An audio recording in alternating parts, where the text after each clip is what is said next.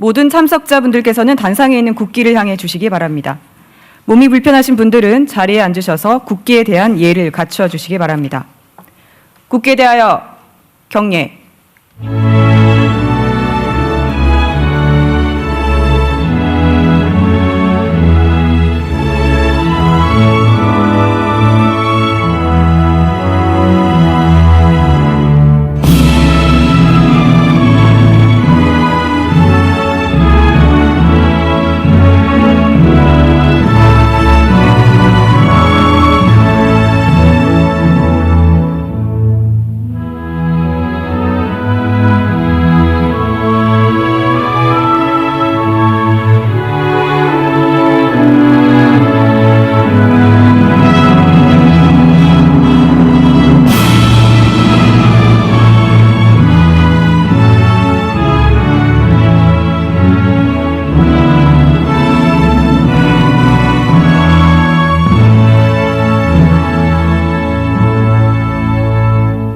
바로 모두 자리에 앉아주시기 바랍니다.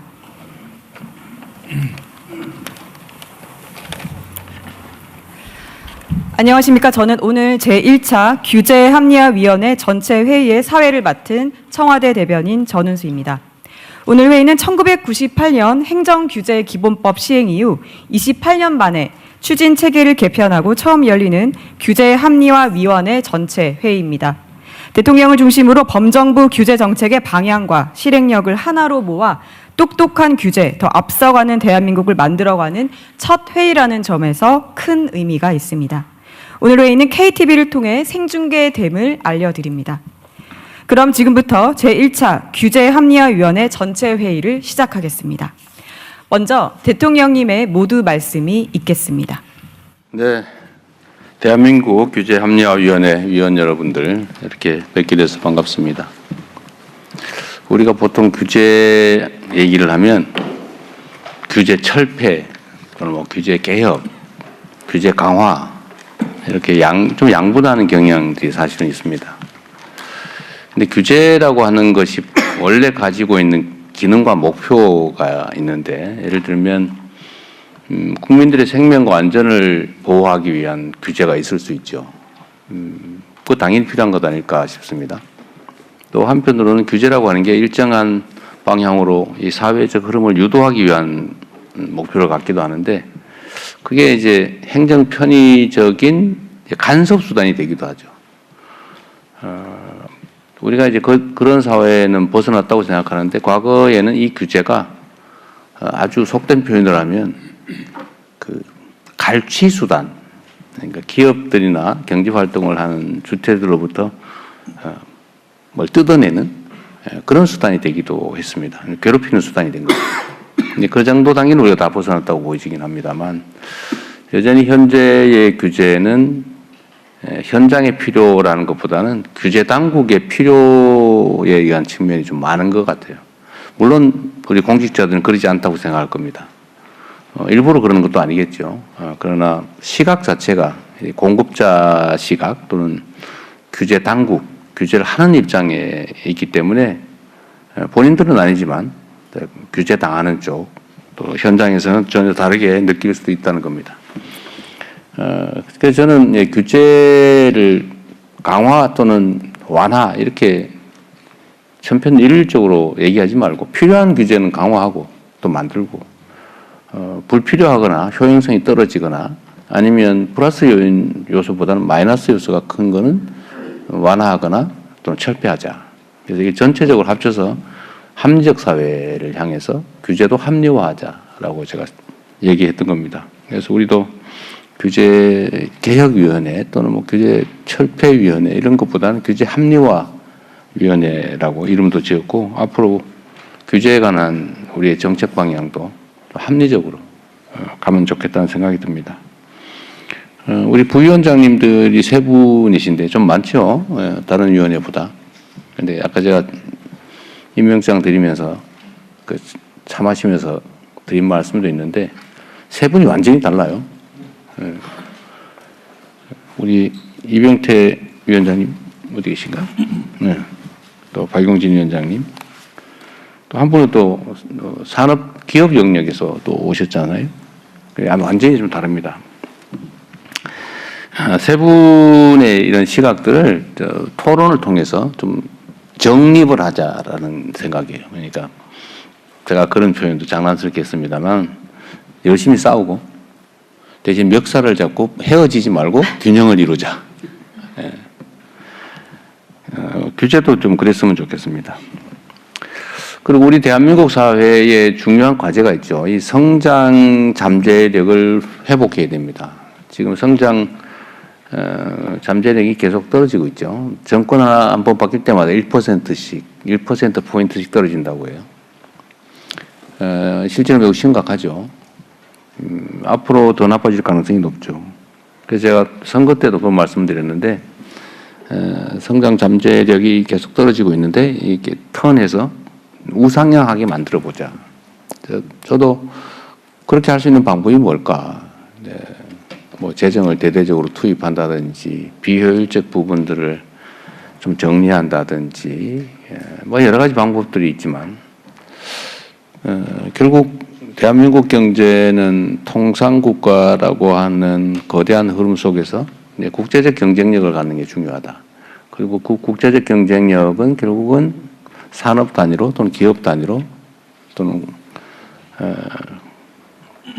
개인 단위로 결국 갈 수밖에 없는데 개인의 역량, 기업의 역량, 산업의 역량을 강화하는 데 있겠다는 생각이 듭니다. 이를 위해서 우리가 할 수 있는 방안들 중에 어쨌든 불필요하거나 비효율적인 규제들을 정리하는 것. 이 규제를 좀 소위 글로벌 스탠다드화하는 것, 국제 표준에 맞춰가는 것. 그리고 첨단 기술, 첨단 산업 분야에 있어서는 좀 네거티브 규제로 전환하는 게 이런 게 필요하겠다는 생각을 하게 됐어요. 네거티브 규제 그러면 여기 있는 계신 분들은 뭐 다 알겠지만 우리가 보통은 정부에서 정해주죠. 이것만 해라. 포지티브하게 할 수 있는 것만 쫙 나열하고 그 외에는 절대 금지. 지금까지 그래왔습니다. 그게 나름의 이유가 있죠. 산업 발전 단계가 좀 낮을 때는 그 사회에 제일 똑똑한 집단이 사실은 관료들입니다. 관료들이 제일 똑똑하죠. 관료들이 정해주면 돼요, 이렇게. 근데 산업이 발달하고 기술이 발달하고 또 사회 발전 수준이 높아지면 공공 영역이 민간 영역을 못 따라가는 상황이 발생합니다. 지금 대한민국 그렇게 됐죠. 그래서 공무원들이 이것만 하세요라고 정해놓으면 현장에서는 이거 해야 되는데 그럼 규정을 바꿔야 되고 허가를 받아야 되고 이 과정에서 경쟁력을 잃게 되죠. 그래서 좀 바꾸자. 이 첨단 분야에 있어서는 판단해서 하면 안 되는 것들을 다 금지시키는 거죠. 이건 안 돼, 이건 안 돼, 이건 안 돼, 이건 안 돼. 외에는 다 돼. 그러니까 필요하면 규제를 추가하죠. 이런 시스템으로 좀 바꿔야 되지 않겠냐라고 하는 게 소위 네거티브 규제 시스템인데 저도 사실 말은 이렇게 해놓고 엄청 불안해요. 사고 나면 어떡하지? 그러나 믿어야 되겠죠. 대신에 이제 동작이 좀 빨라야 됩니다. 문제가 생기면 즉각 이제 금지를 하든지 아니면 통제를 해야 되겠죠. 어쨌든 그런 방향으로의 규제를 그럼 구체적으로 어떻게 할 거냐를 이제 여러분들이 많이 논의해 주시기를 바랍니다. 대한민국 경제가 다시 살아나는 성장 잠재력을 회복하는 길 중에 매우 중요한 방식 중에 하나가 이제 규제 합리화이고, 근데 이게 전국의 단위로 좀 일률적으로 할 수 있냐? 또 그건 또 아닌 측면이 있어요. 그래서 지금 현재 우리가 하는 것 중에 규제 특구 뭐 이런 개념이 있지 않습니까? 특정 지역, 특정 영역에서는 규제를 완화하거나 아예 뭐 없애거나 이런 것들을 시도하고 있는데 이거를 좀 대규모로 대규모 지역 단위로 한번 해보는 것도 좋겠다 생각이 좀 들어요. 준비도 하신 것 같습니다. 지금 대한민국의 가장 큰 문제가 수도권 집중이죠. 수도권 집중 때문에 자원 배분의 효율성이 떨어져가지고 대한민국 전체 경쟁력을 갉아먹고 있어요. 땅값도 너무 비싸고. 그래서 이게 사실 지역 균형 발전이라고 하는 게 또 지방 소멸 방지라고 하는 게 그냥 시혜나 배려가 아니고 이제는 국가가 생존하기 위한 장기적인 지속 성장을 위해서 피할 수 없는 생존 전략이 됐다. 필수 조건이 됐다는 생각이 듭니다. 그래서 대규모 지역 단위의 대규모 규제 특구도 한번 만들어 봐야 되겠다는 생각이 들고, 과연 그 안에서는 그럼 어떤 걸 할 수 있냐, 이런 것도 많이 고민해 주시기 바랍니다. 어쨌든 각 분야의 전문가 여러분들이 모이셨고 또 정부의 주요 공직자들도 함께하고 있기 때문에 최대한 좀 많이 토의하시고 과감하게 그러나 신중하게, 매우 어렵죠. 어쨌든 대한민국의 새로운 살 길을 찾는다 이렇게 생각하시고 좋은 제안들 많이 해주시기 바랍니다. 그리고 각 다른 위원회들과는 다르게 이 규제개혁위원회는 실질적 권한이 주어져 있어요. 실질 권한이라는 게 뭐 직접 집행 권한이 있는 건 아니지만 또 그래서도 안 되고, 그러나 뭐 각종 의결 권한을 통해서 실제 권한을 가지고 있습니다. 그 권한의 크기만큼 책임이 주어지는 거니까 책임감 가지고 최선을 다해 주시길 부탁드립니다. 고맙습니다. 네. 규제를 강화, 완화로 양분하지 말고 과감하게 그러나 신중하게 합리적으로 만들어가자는 중요한 말씀 하셨습니다. 감사합니다. 오늘 회의 안건으로 들어가 보겠습니다. 오늘 회의의 첫 번째 안건은 국민주권정부 규제 구조개혁 추진 방안입니다. 윤창열 국무조정실장의 보고가 있겠습니다. 예, 국무조정실장입니다. 국민주권정부의 규제 구조개혁 추진 방안을 보고드리겠습니다. 먼저 추진 배경입니다. 그동안 역대 정부는 여러 차례 규제 개혁을 추진해 왔습니다. 지금까지 해왔던 개혁은 초기에는 강력했지만 결국 혁신 성장으로 이어지지 못하고 현장 체감도가 낮다는 한계를 반복해 왔습니다. 이제 대한민국 대도약, 대전환의 원년을 맞아 규제 패러다임 자체를 바꿔야 합니다. 이를 위해 추진 체계부터 바꿨습니다. 규제개혁위원회를 28년 만에 개편해 대통령이 직접 이끄는 규제합리화위원회로 확대했습니다. 새로운 위원회는 규제 개선 과제를 더 빠르게 결정하고 부처 간의 엇갈린 문제도 보다 강하게 조정할 수 있습니다. 또 하나의 중요한 변화는 민간 참여를 넓힌 것입니다. 현장과 전문가의 의견을 반영해서 체감할 수 있는 변화를 만들어 나겠습니다. 다음은 규제 구조개혁 추진 방향입니다. 앞으로 정부는 똑똑한 규제, 더 앞서가는 대한민국을 위해 5가지 방향에서 규제를 바꿔 나가겠습니다. 한 발 앞선 규제 합리화, 환경 변화에 유연한 규제 합리화, 성과를 지향하는 규제 합리화, 국민이 체감하는 규제 합리화, 현장과 함께하는 모두의 규제 합리화입니다. 첫 번째는 한 발 앞선 규제 합리화입니다. AI 기반 규제 내비게이터를 통해 문제가 생긴 뒤 대응하는 것이 아니라 미리 예측하고 준비하겠습니다. 복잡한 규제 정보를 국민과 기업이 쉽게 이해하고 활용할 수 있도록 하겠습니다.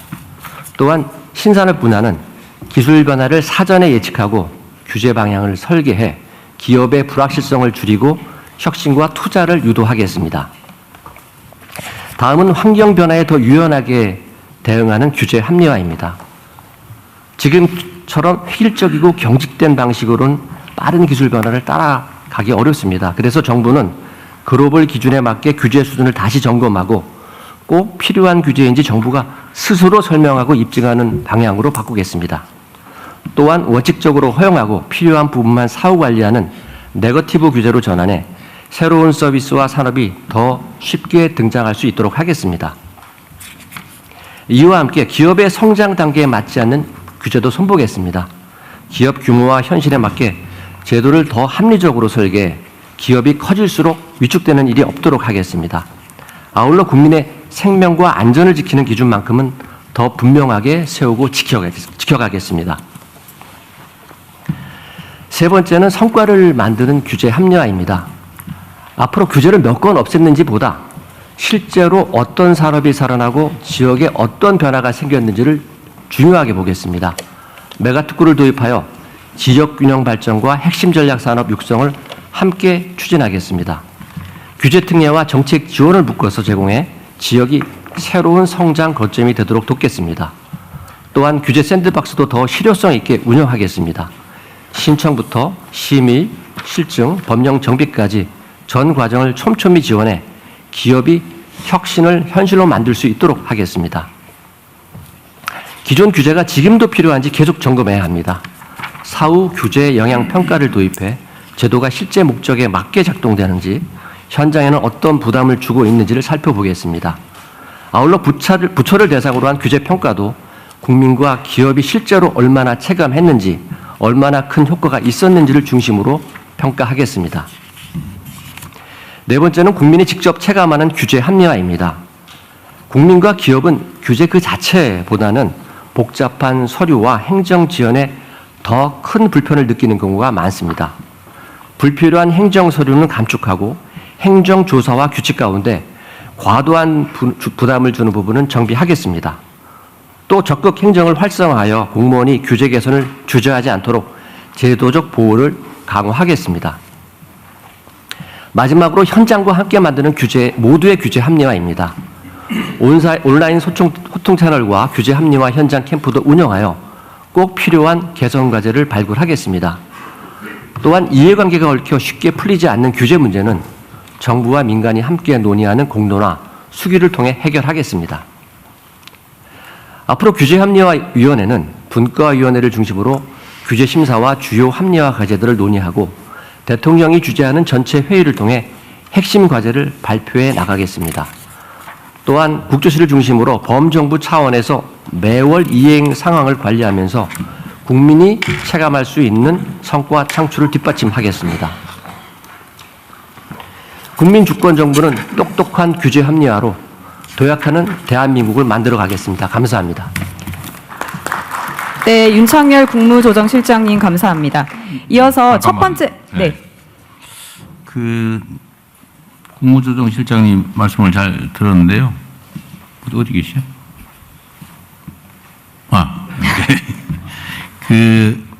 이게 이제 위원회는 직접 집행 권한이 없으니까 그렇죠. 일종의 자문기구이기 때문에 결국 이제 제안이나 어떤 의제가 만들어지고 그런 걸 각 부처로 보내서 이제 집행을 하게 될 텐데 이게 이때까지는 그냥 보내고 뭐 하면 다행이고 안 하면 할 수 없고 이렇게 넘어가잖아요. 예, 그렇습니다. 이렇게 하면 안 될 것 같고 앞으로 시스템을 하나 만들어 가지고 여기서 어쨌든 위원회에서도 좀 신중하게 하되 각 부처로 이제 그 결과들을 어디 부처는 이렇게 제안할 거 아닙니까? 그 각 부처가 그걸 또 검토해서 시행할 건 하고 못할 건 또 못하고 그럼 그 피드백을 꼭 해주시고요. 그다음에 여기 위원회에서는 그 결과 중에 이건 뭐 각 부처 의견이 많네 라고 생각된 수긍되는 점들은 그대로 수용하면 될 텐데 의견이 다를 수 있죠.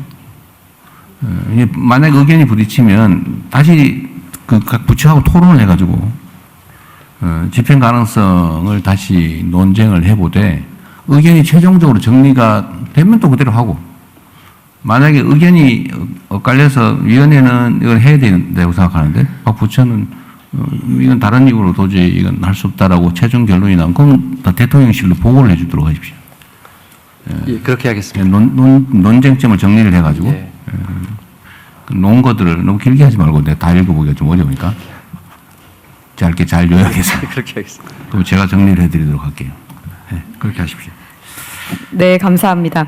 첫 번째 안건에 대한 위원님들의 자유 토의가 있겠습니다. 의견 있으신 분들은 앞에 놓인 피켓 한번 설명을 드리자면요. 초록색 피켓은 지역 분과, 파란색 피켓은 성장 분과, 주황색 피켓은 민생 분과입니다.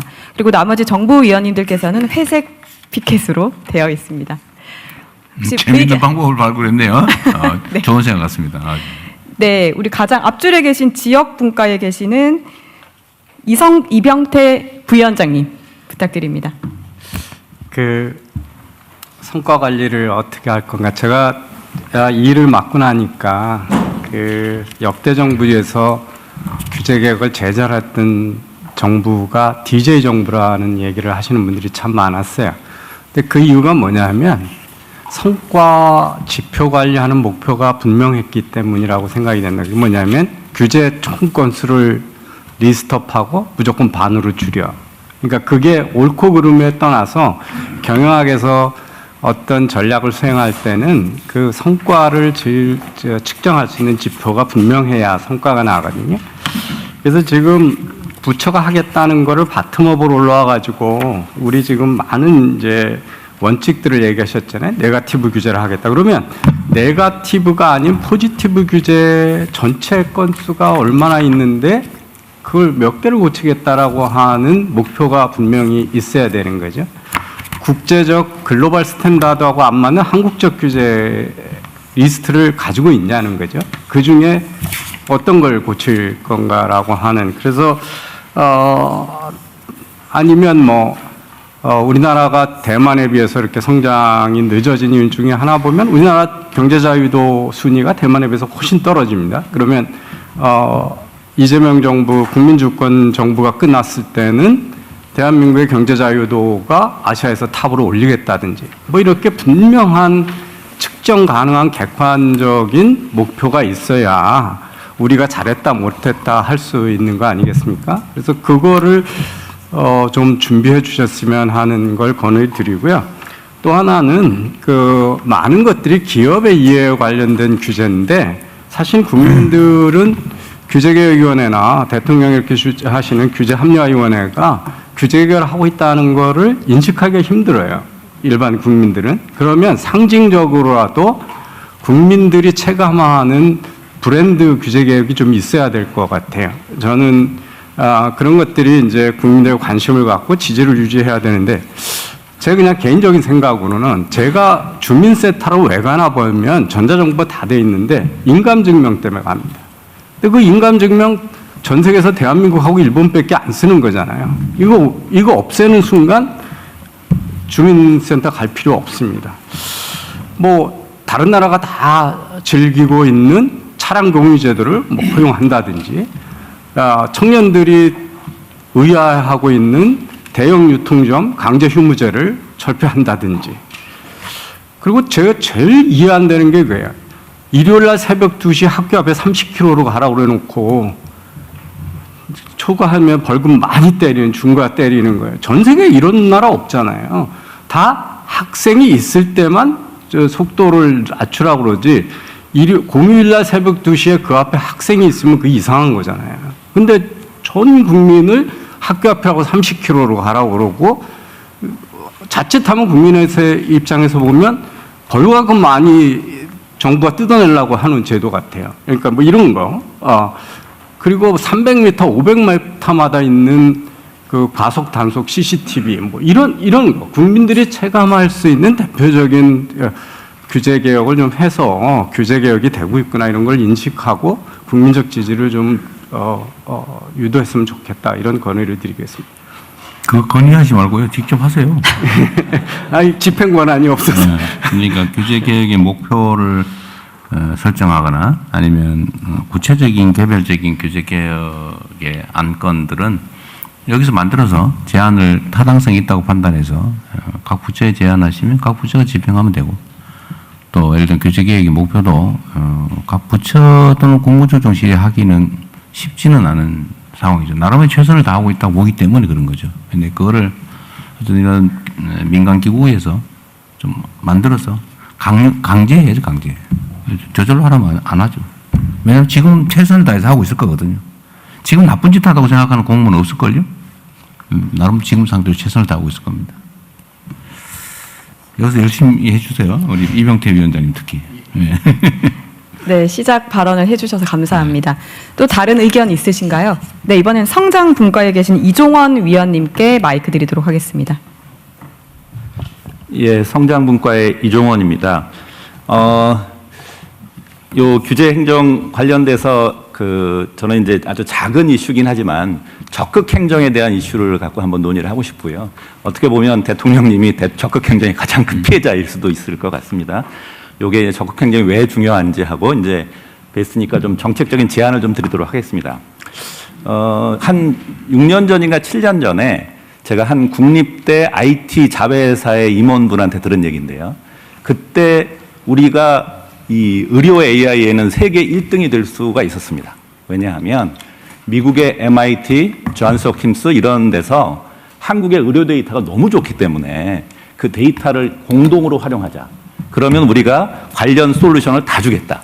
그러면 거기 이제 미국은 기본적으로 바이오 전문가 잘 아시지만 신약 개발하는데 8년에서 9년 1조 이상의 돈이 듭니다. 그거를 대폭적으로 의료에 줄일 수 있는 그 기회가 우리가 선도했을 수 있었는데 거기 이제 병원장님이 공무원이셨어요. 의사셨어요. 그럼 이제 옆에 변호사분이 이거 그때는 이제 개보입법이 하기 전입니다. 이거를 하면 소송이 말릴 수 있다 하니까 그러면 아무리 좋은 제안도 이제 포기를 하신 거죠. 그게 뭐냐면 이제는 그 공무원들이 지키는 룰을 이렇게 하는 게 아니라 적극적으로 아까 네거티브로 패러다임을 바꾼다고 하셨는데 이제는 적극 행정, 특정 첨단 분야는 적극 행정으로 패러다임 바꿔야 된다라고 생각을 합니다.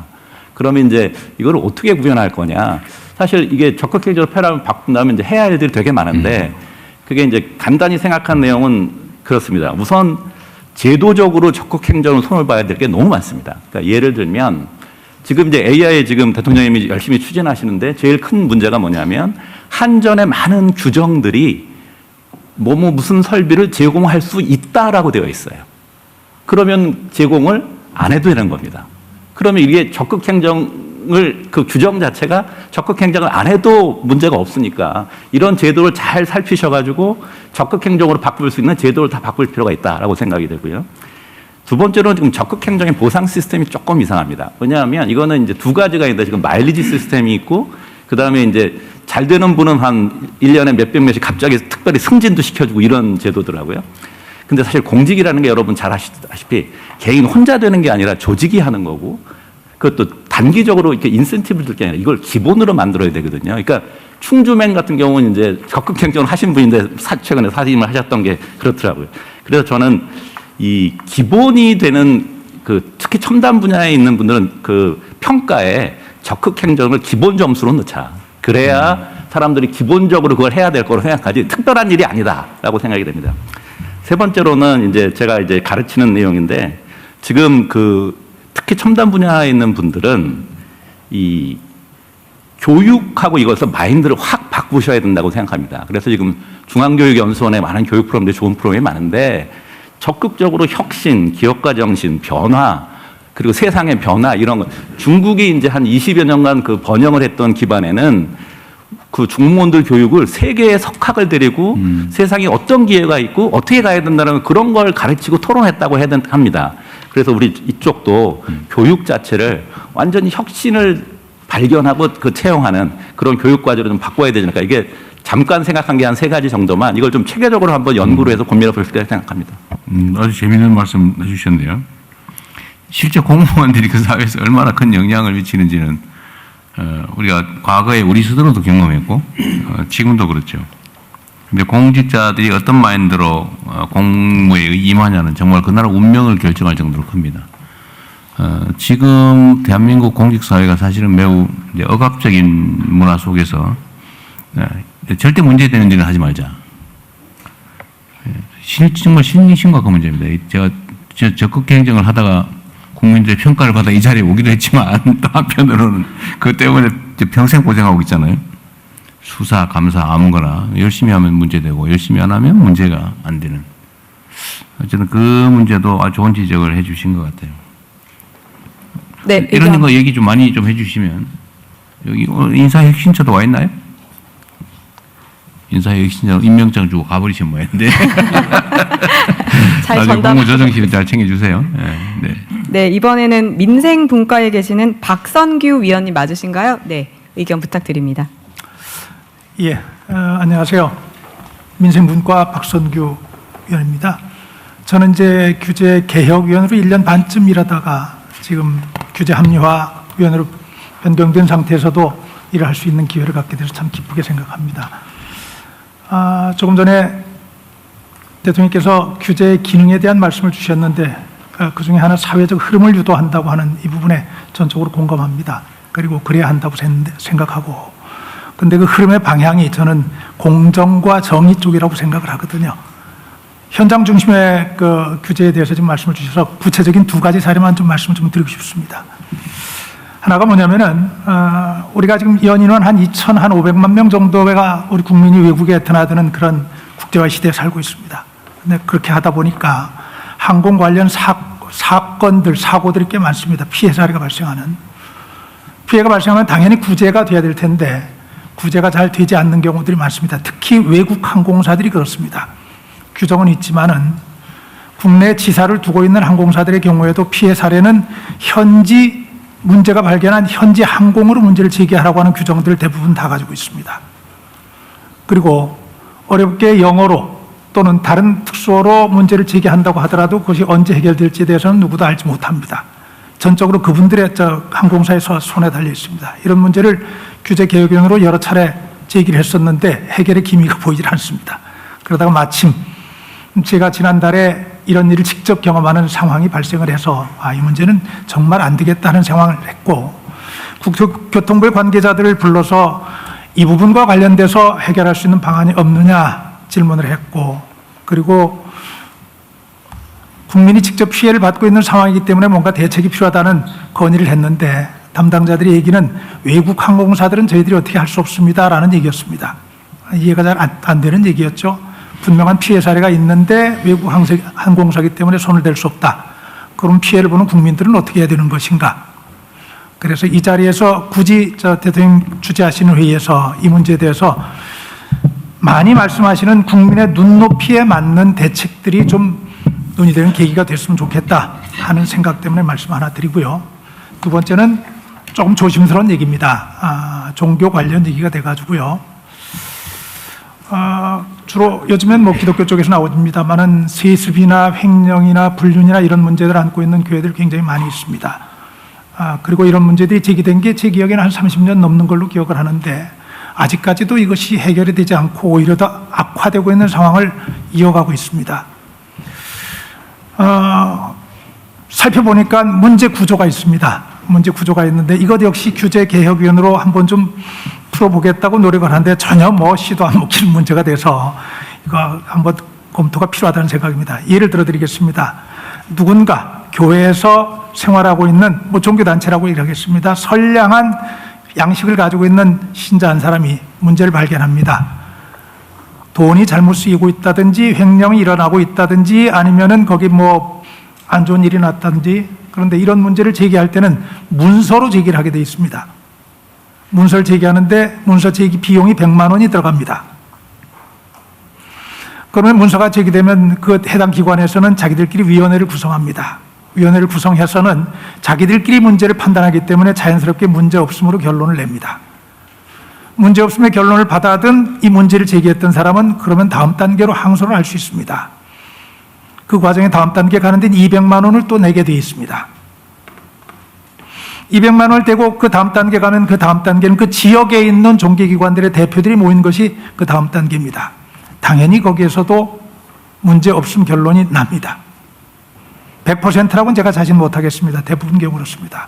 그 문제 항변해서 다시 다음 단계로 올라가려고 하면은 이번엔 300만 원을 또 내게 되어 있습니다.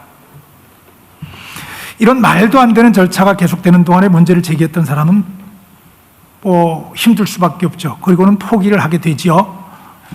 그 조직 내에서는 낙인이 찍히고 그래서 그 사람은 결국은 단체를 떠나게 되고 떠나게 되면은 이런 문제들은 더 심화되고 더 악화되면서 문제가 계속됩니다. 이게 지금 문제 종교 집단, 문제 교회들 뭐 이런 데를 둘러싸고 있는 구조의 핵심이라고 말씀드릴 수 있겠습니다. 네, 약간 압축시켜서 말씀해 주시면 짧게만 이제 감사하겠습니다. 결론을 말씀드립니다. 대통령께서 특정 종교긴 하지만 통일교 문제에 관련해서 강력한 의지를 가지고 종교 본질 이외의 문제에 대해서 문제 있는 부분을 이렇게 살피고 있는 부분을 굉장히 의미 있게 지켜보고 있습니다.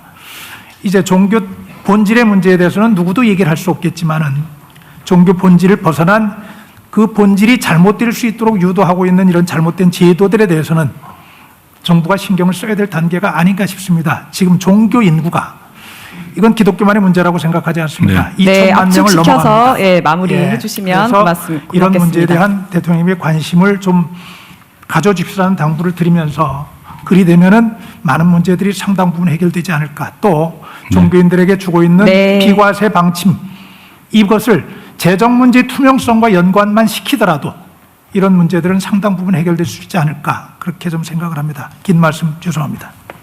네, 감사합니다. 또 다른 의견 또 받겠습니다. 네, 여기 지역 분과에 계시는 정상훈 위원님께 발언권 드리도록 하겠습니다. 예, 지역분과 정상훈 위원입니다. 저는 뭐 사회생활 크게 보면 3분의 1은 기업에서 일을 했고요. 그리고 3분의 1은 시민사회에서 일을 했습니다. 그리고 나머지 3분의 1은 중앙정부에서 정부혁신 관련된 일을 하고 그다음에 지방연구원에서 ESG 연구를 좀 했었는데요. 지금은 사회연대경제 최초로 그 상장을 준비하고 있는 창업교육을 하는 유디임팩트라는 데서 경영고문으로 같이 일을 하고 있습니다.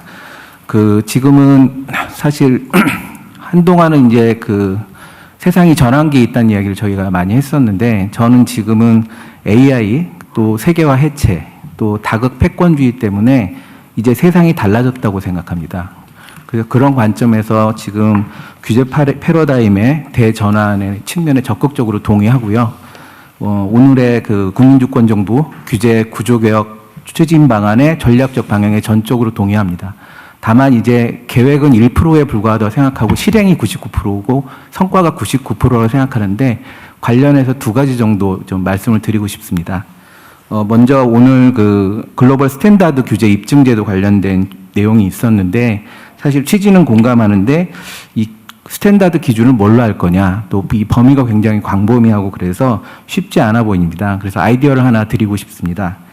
기후텍 관련된 내용인데요. 지금 기후부에서 순환경제 샌드박스 관련된 제도도 운영하고 있는 것으로 알고 있는데 아산나눔재단 또 코리아 스타트업 포럼 또 4개 기관이 컨설팅 회사에 의뢰해서 2023년 11월에 발표한 보고서에 따르면 글로벌 100대 기후텍 스타트업의 34%가 한국에서는 이미 규제로 인해서 사업화가 불가능한 것으로 나타났고요. 또 조건부로 26%가 가능한 것으로 나타났습니다. 예를 들어서 뭐 지금은 사실 이제 좀 제도가 개선되었을 수 있는데 글로벌에서는 이미 포집한 CO2를 여전히 외국에서는 건축자재나 화학원료를 활용하는 탄소 재활용 사업으로 쓰고 있는데 한국은 CO2를 폐기물로 분류해서 재활용 자체가 법적으로 막혀 있습니다. 예, 미생물 기반 농업에서도 글로벌 기업들이 새로운 미생물을 활용한 비료 농법으로 시장을 선점하는 동안에 한국은 비료 공정 규격에 명시되지 않은 신종 미생물은 인허가에만 굉장히 오랜 시간이 걸립니다. 지금 2030년 글로벌 기후텍 시장 규모가 140조 원 정도 됩니다. AI 100대 글로벌 스타트업에 최근에 보니까 이제 4개 정도가 한국에서 지금 들어가 있는 것으로 아는데 기후텍은 제가 알기로는 아직 없는 것으로 알고 있습니다. 근데 글로벌 100대 스타트업은 글로벌 공인기관에서 여러 산업에서 발표를 하고 있거든요. 근데 뭐 기후텍만 아니더라도 100대 스타트업의 비즈니스 모델을 규제 정비의 표준 지표로 삼아가지고 글로벌 100대 스타트업 대비 한국의 규제 실태를 분석하고 잔존 필요성이 있는 규제는 소관부처가 직접 입증하게 하고 입증하지 못하는 규제는 폐지하는 방향으로 운영된다면 실질적으로 좀 성과가 나오지 않을까 그렇게 생각이 들고요. 그리고 두 번째는 결국은 속도와 조정이 국민이 체감하는 성과를 만든다고 생각합니다. 근데 제가 이제 저희 이재명 정부의 속도에 약간 놀란 게 제가 3월 10일 날 위촉 임명됐다고 문자를 받았는데 12일 날 심사 요청이 왔습니다. 그래서 위촉장을 오늘 받았고요. 그리고 그 사이에 벌써 10건 정도를 했는데 제가 쭉 살펴보니까 이해관계자가 이견이 없는 입법 예고에서 이해가 없는 것도 6개월 이상이 또 걸리더라고요. 그래서 지금 사실 제가 이제 들어와서 규제심사 전체 프로세스를 쭉 봤는데 굉장히 촘촘하고 깁니다. 너무 당연한 얘기이기도 하지만 이해관계자 없거나 이 전체 프로세스를 좀 살펴서 좀 단축할 수 있거나 속도를 얼마나 빨리 낼 수 있을지도 굉장히 중요하다고 생각이 들거든요. 그래서 뭐 예를 들면은 애플이나 테슬라나 또 자라 같은 기업 같은 경우 보면 자라를 보면 보통 6개월에서 2년 정도 옷이 출시되는데 시간이 걸리는데 그 제품 설계 자체를 완전히 압축을 시켜가지고 2주 만에 옷들을 출시할 수 있게 그렇게 지금 소위 말해서 동시 병행 설계 방법론을 통해 가지고 애플도 마찬가지고요. 그래서 빠르게 제품을 만들어내기도 합니다. 그래서 그 정책 입안이 대충 구체화된 초기 시기에 사전 쟁점 확인 절차를 만들어서 규제위, 그 다음에 뭐 규제 영향 분석 담당 연구자, 뭐 그 기타 부처들이 하루 정도만 모여서 어떤 게 주요 쟁점이 될지만 좀 확인할 수 있으면 좋겠다 이런 생각이 들고요. 그리고 마지막으로 좀 이 속도 조정과 관련해서는 그 미국의 차르 제도, 대통령님 잘 아실 거라고 생각이 드는데, 차르 제도 같은 거, 특히 메가특구 같은 이런 복잡한 규제 같은 경우에는 대통령의 위임과 그 다음에 조정 권한을 좀 위임을 받아서 다부처뿐이 아니라 이건 입법 문제도 크다고 봅니다. 그래서 메가특구 짜르 같은 걸 도입하면 어떨까? 예, 그런 생각이 듭니다. 네, 네. 그것도 한번 의논해 주시고요. 저 박용진 부위원장이 하실 말씀 있나 본데. 네. 예, 감사합니다. 대통령님께서 앞서 말씀해 주신 우리 규제합리화위원회의 이제 프로세스 관련해서요. 자칫 잘못하면 국민들께서는 거창하게 조직 만들고 대통령이 직접 위원장을 맡았는데 뭐 그냥 하나만한 얘기만 하다가 흩어지는 회의체가 되지 않으려면 대통령님께서 말씀하신 그 피드백 관련한 거를 국무조정실에서 잘 좀 챙겨서 우리 민간 위원들께도 잘 좀 전달해 주셨으면 감사하겠다는 말씀 드리고요.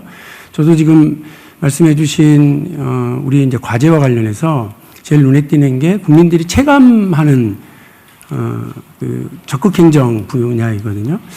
한 가지 말씀을 드리면 실제 다들 잘 아시겠습니다만 이른바 낙태죄가 헌법 불합치로 규정한 이제 결정난 지가 헌재에서 결정난 지가 7년이 지났습니다. 근데 사실 부끄러운 일입니다만 저도 있었던 국회에서 지난 7년 동안 전혀 그 대체법을 만들지 못하고 논의 결정을 내지 못하고 있는 상태이긴 합니다. 근데 그러는 사이에 그 초기 임신의 중지와 관련된 약물 도입에 대해서 식약처가 계속 금지하고 있습니다. 근데 이 약물은 다들 아시는 것처럼 세계 100여 국가에서 이미 허용을 하고 있고 또 WHO에서는 필수 의약품으로 규정을 하고 있습니다.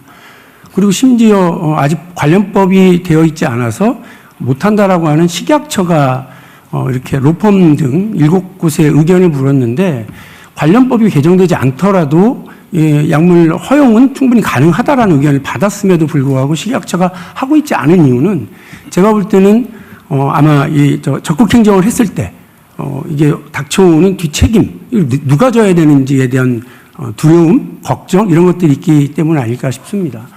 오늘 이제 이 자리에는 식약처에서는 안 나와 오셨습니다만 우리 보건복지부 장관님도 계시고 하니까 이 문제에 대한 논란은 잘 아실 테고요. 이미 할 수 있는 일인데 하고 있지 않은 거라면 사실은 소리 없는 강력한 규제가 될 수도 있거든요. 국민들이 볼 때는 답답하고 불법 유통 그리고 약물 오남용에 의한 피해, 2차, 3차 피해 등등이 있기 때문에 이 부분에 대해서 좀 적극적으로 검토하고 해결해 나가는 것, 그리고 두 번째로는 관련된 어떤 면책 관련한 가이드라인이 좀 분명해졌으면 좋겠다. 전체 부처, 식약처뿐만 아니라 모든 부처에서. 그래야 적극 행정이 가능하지 않겠느냐라고 하는 말씀 드리겠습니다. 네. 대통령님, 저희 두 번째 안건 넘어가기 전에 바로 왼쪽에 계신 남궁범 위원장님께도 발언을 요청드리는 게 어떨까요? 사회자 마음대로 하세요. 네, 알겠습니다. 그러니까 나한테 물어보세요. 안녕하세요. 남궁범입니다. 예.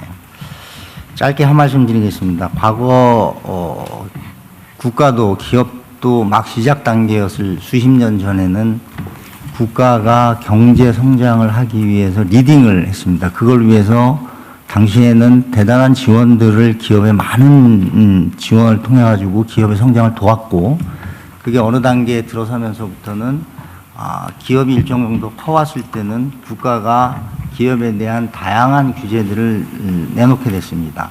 현재 상태를 놓고 보면은 수출 기준으로 세계 6위, 작년도에 많은 언론 보도가 있었지만, 그다음에 7천억 불을 넘는 이제 수출 국가로 성장을 한 현재 단계에서 국가와 기업이 어떤 형태로의 협의와 어떤 형태로의 관계를 설정을 해서 지금보다 훨씬 더 뛰어넘는 1조 불, 2조 불을 달성할 수 있는가에 대한 굉장히 중요한 전환기에 있다고 생각을 합니다. 그래서 과거에 국가가 경제를 이끌어 나갈 수 있다는 거에서 현재는 국가와 기업이 손을 잡고 같이 나가야 되는 시점이 아닌가 이렇게 생각을 하고, 후대의 미래의 후대를 위해서는 어느 시점에선가는 기업의 자율성을 최대한 보장하고 국가가 경제 성장을 위한 최대한의 뒷받침을 해줄 수 있는 든든한 배경이 되는 이런 시점이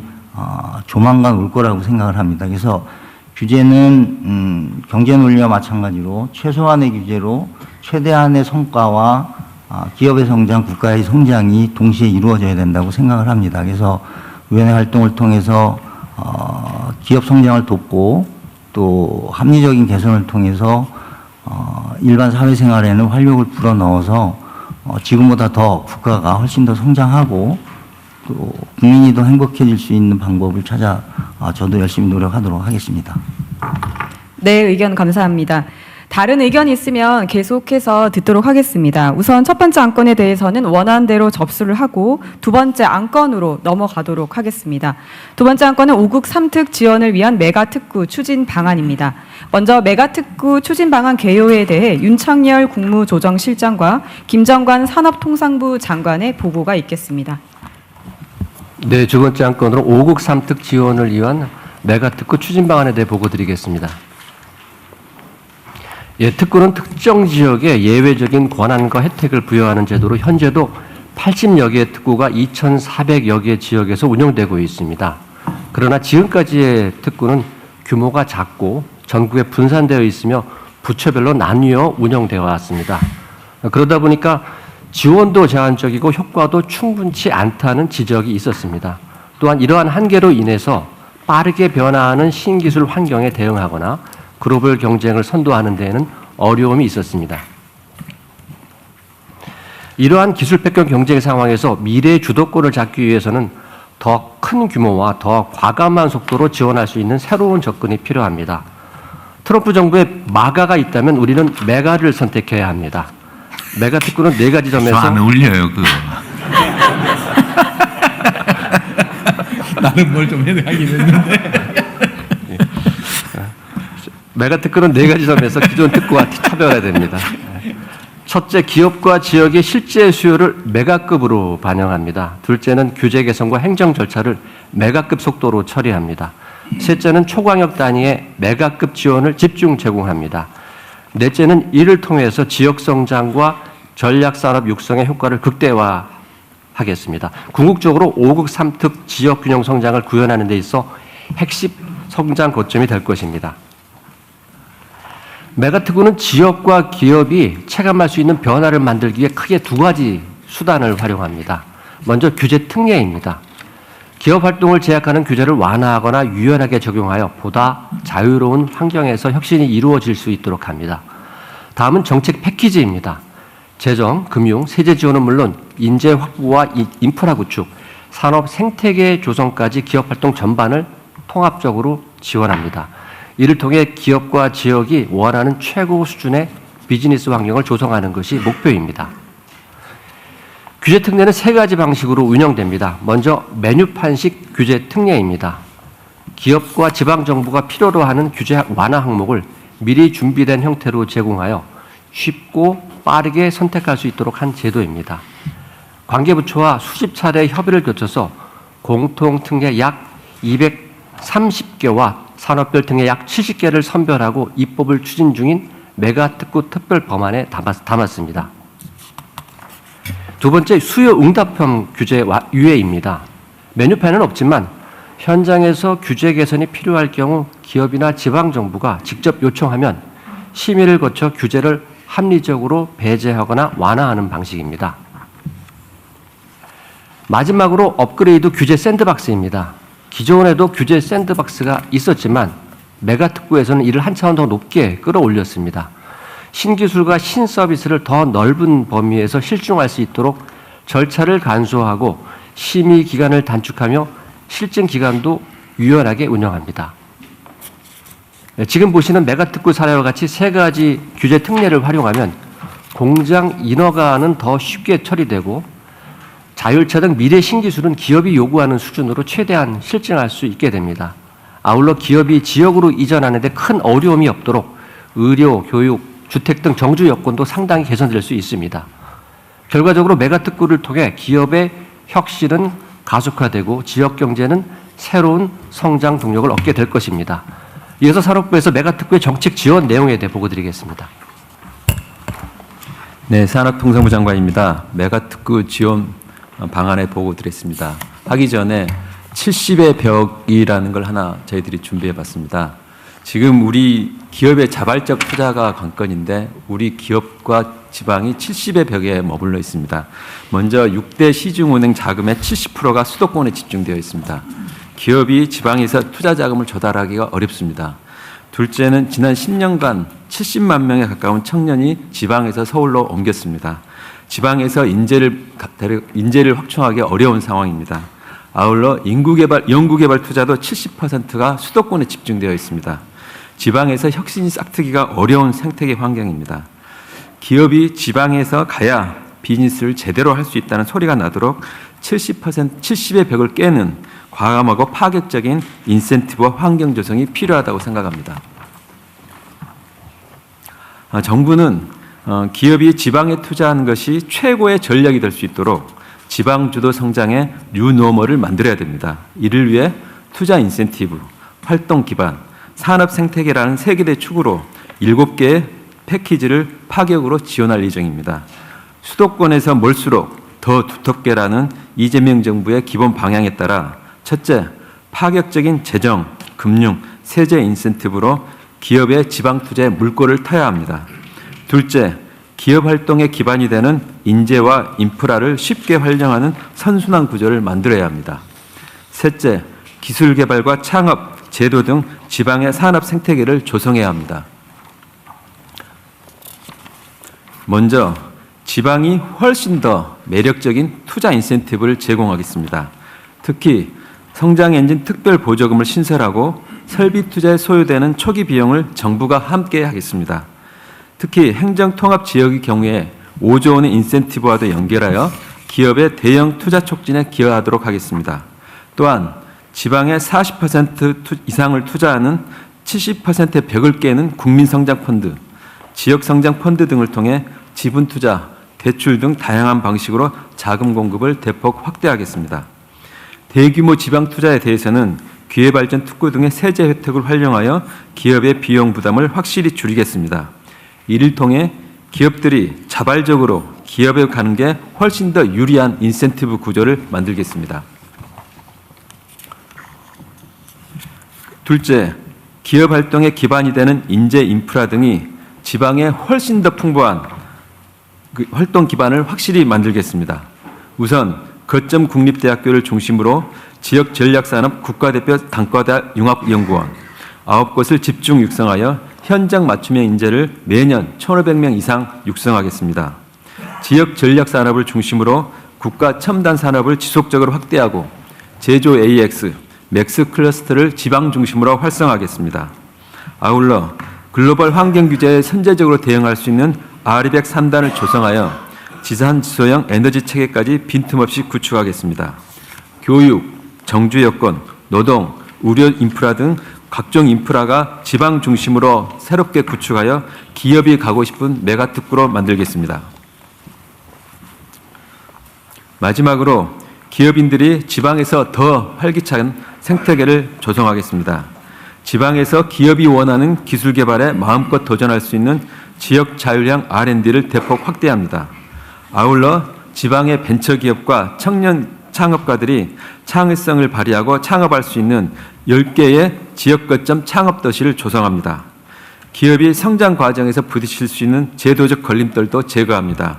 특히 메가특구 내에서는 주요 인허가는 신속하게 처리하여 기업들의 투자에 골든타임을 놓치지 않도록 하겠습니다. 이를 통해 메가특구에서는 기업의 상업 생태계가 더욱더 활성화되도록 하겠습니다. 어제 국무회의에서 통계 작성 이래 역대 정부 중 유일하게 처음으로 지방의 취업자 수가 큰 폭으로 증가하는 고무적인 성과가 있었다는 보고가 있었습니다. 메가특구를 통해 이러한 지방 일자리를 확대하고 지역이 성장을 주도할 수 있도록 최선을 다하겠습니다. 감사합니다. 네, 감사합니다. 메가특구 추진 방안 전반적인 개요에 대해서 말씀해 주셨습니다. 이어서 분야별 메가특구 추진 방안에 대한 보고가 있겠습니다. 먼저 김정관 산업통상부 장관의 보고를 시작으로 기후에너지환경부 장관, 보건복지부 장관, 국토교통부 장관의 분야별 보고가 있겠습니다. 로봇 메가특구 추진 방안 보고 드리겠습니다. 먼저 하기 전에 조금 전에 우리 정상훈 의원께서 말씀하신 것 중에 제 가슴에 팍 꽂히는 말이 메가특구 짜르 제도 도입을 하는 거였습니다.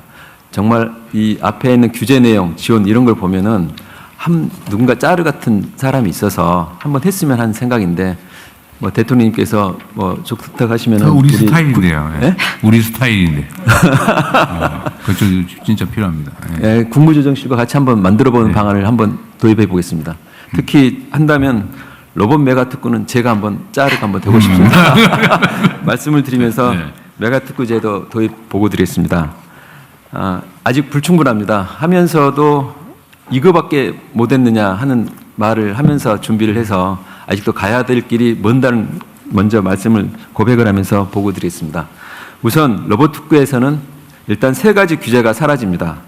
우선 기업의 자율이동 기술 개발을 위해 영상 원본 데이터를 사용하려 했는데 여기에서는 안전장치가 마련되는 조건 하에서 자유로운 사용을 허용합니다. 둘째, 지난번 소방청 업무보고에서 대통령님께서 말씀하신 게 화재와 같은 고위험 현장에서 로봇 도입이 시급한데 지금 현재는 로봇 도입 무인 소방 로봇 같은 경우는 차도와 보도 운행이 지금 허용되지 않고 있습니다. 앞으로는 긴급 자동차와 동일한 주행 특례가 무인 소방 로봇에서 적용될 수 있도록 하여 신속한 화재 현상이 투입되도록 하겠습니다.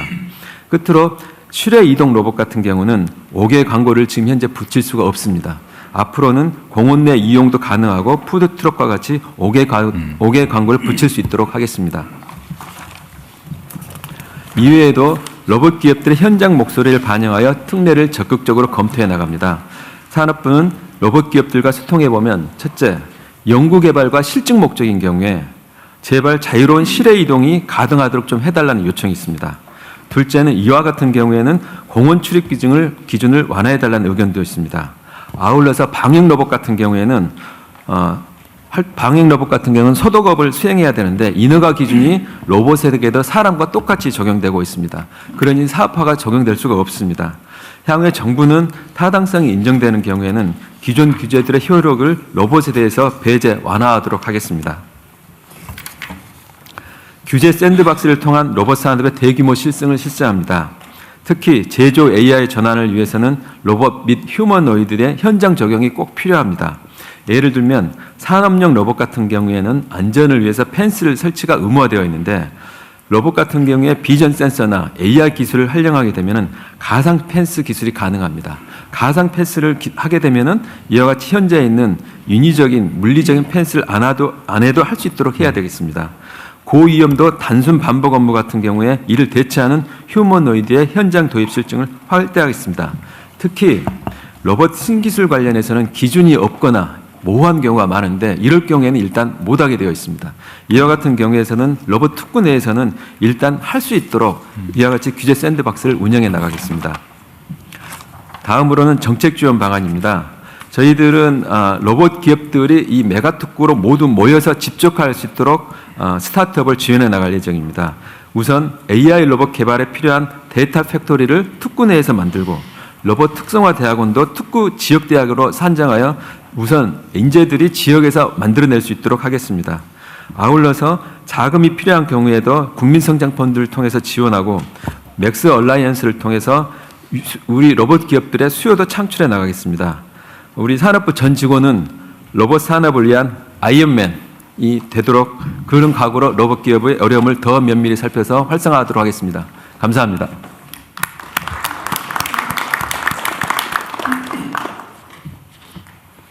네, 기후에너지환경부 장관입니다. 보고드리기에 앞서서 우리 정상훈 위원님께서 기후에 관심을 많이 가져주셨는데 기후 테크 영역이 굉장히 범위가 넓습니다. 그래서 얼마 전에 우리 중기부 장관님하고 기후 테크 얼라이언스 동행이라는 모임을 만들어서요. 기후 분야에서도 유니콘 기업을 반드시 만들어 보자고 한 바 있습니다. 규제 없이 잘 하도록 하겠습니다. 탄소 포집에 대해서도 말씀 주셨는데 그동안은 이제 탄소를 포집해서 배에 실어가지고 그 석유 채굴한 데다가 집어넣는 그런 방식을 많이 검토를 했었습니다. 근데 이게 실제로는 포집하는데 에너지 들고 수송하는데 집어넣는데 비용이 너무 많이 들어서 엄두를 잘 못 냈습니다. 그런데 그보다 훨씬 효과적인 방법이 포집해서 탄산 같은 걸 섞어가지고요. 탄산 칼슘을 만드는 이 소위 물질화하는 방식이 훨씬 더 효과가 높은 것으로 보여집니다. 그래서 그렇게 만드는 물질을 말씀하신 대로 이 건축 자재로도 쓰고요. 순도가 높은 거는 화장품 용기로도 쓰고 또 이 토양 정화제로도 씁니다. 그래서 그런 거를 더 활성화할 수 있도록 잘 챙기겠다는 말씀 드립니다. 보고 드리겠습니다.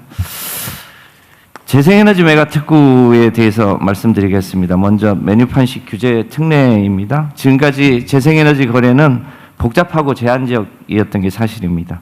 이제는 특히 이 메가특구 지역에서는 누구나 재생에너지를 거래하고 남는 전기를 이웃과 나누고 추가 수익까지 챙길 수 있도록 하겠습니다. 먼저 대규모 사업체와 발전 사업자만 가능했던 재생에너지 직접 구매 제약 PPA를 말합니다. 이것을 특구에서는 모든 소비자와 발전 사업자가 함께 할 수 있도록 확대하겠습니다. PPA 방식도 재생에너지 자원을 묻고 다수 소비자에게 판매하는 계약을 허용하려고 합니다. 이게 소위 N/N 방식인데요. 이렇게 하면 재생에너지 단가도 하락하고 재생에너지에 특화된 일종의 미니 한전과 같은 기업을 출연시킬 수 있도록 있을 수 있을 것으로 판단합니다. 지금까지는 자가용 태양광에 남는 전기는 한전이나 전력시장에게만 사게 했습니다. 그런데 앞으로는 이웃 간 거래를 할 수 있도록 하면 더 높은 수익을 창출할 수 있을 것으로 보입니다. 자가용 재생에너지도 발전량의 50%까지는 전력시장에 판매할 수 있도록 허용해서 더 많은 주민과 마을이 재생에너지를 통해서 수입을 올릴 수 있도록 하겠습니다. 전력 개통 영향 평가 항목을 또 대폭 간소화해서 기업이 개통 걱정 없이 지방에 투자할 수 있도록 하겠습니다. 다음 수요응답형 규제 유예 분야입니다. 현장에서 기업이 느끼는 어려움을 신속하게 해결해 나가도록 하겠습니다. 지난번 제주 타운홀 미팅에 나왔던 얘기인데요. 배전망에 설치되는 ESS는 재생에너지 개통 제약을 해소할 수 있는 훌륭한 자원입니다만 망요금이 부과되고 있었습니다. 이 부분을 망요금 부과 없이 투자할 수 있도록 하고요. 이 부분을 전국으로 확대해 나갈 수 있도록 하겠습니다. 다음 이 업그레이드 규제 샌드박스 분야입니다. 전기차는 ESS와 함께 재생에너지 가능성을 보완할 수 있는 유력한 개통 유연성 자원입니다. 제주에서 실증하고 있는 V2G 실험을 메가특구 등 다른 지역으로도 바로 확대할 수 있도록 하겠습니다. 그 밖에 정책 지원 방안입니다. 재생에너지 직접 거래를 할 때 납부해야 하는 망요금을 녹색 프리미엄 재원을 활용해서 100% 지원하고 그 지원 기간도 대폭 늘리도록 하겠습니다. 메가특구에서 배전선로가 포화되어 재생에너지 설비가 접속되지 못하는 지역에는 정부가 재정을 지원해서 ESS 보급을 대폭 확대할 수 있도록 하겠습니다. 마이크로 그리드와 같은 유연성 자원을 지능적으로 활용해서 배전선로에 태양광을 최대한 많이 접속하고 AI 기술을 활용한 동적 제어로 배전망을 혁신해 나가는 것을 메가특구에서 전면적으로 실행해 나갈 수 있도록 하겠습니다. 이와 함께 재생에너지, AI 전력 등 신기술 R&D 투자와 함께 창업을 위한 실증 테스트베드를 구축하고 더 많은 청년들이 창업하고 전력 신산업 유니콘이 나올 수 있도록 적극 기후가 돕도록 하겠습니다. 이런 메가특구에서는 그동안 막혀있던 제도를 과감하게 풀어서 지역과 국민이 재생에너지로 행복한 미래를 실현하는 데 열심히 지원하도록 하겠습니다. 고맙습니다.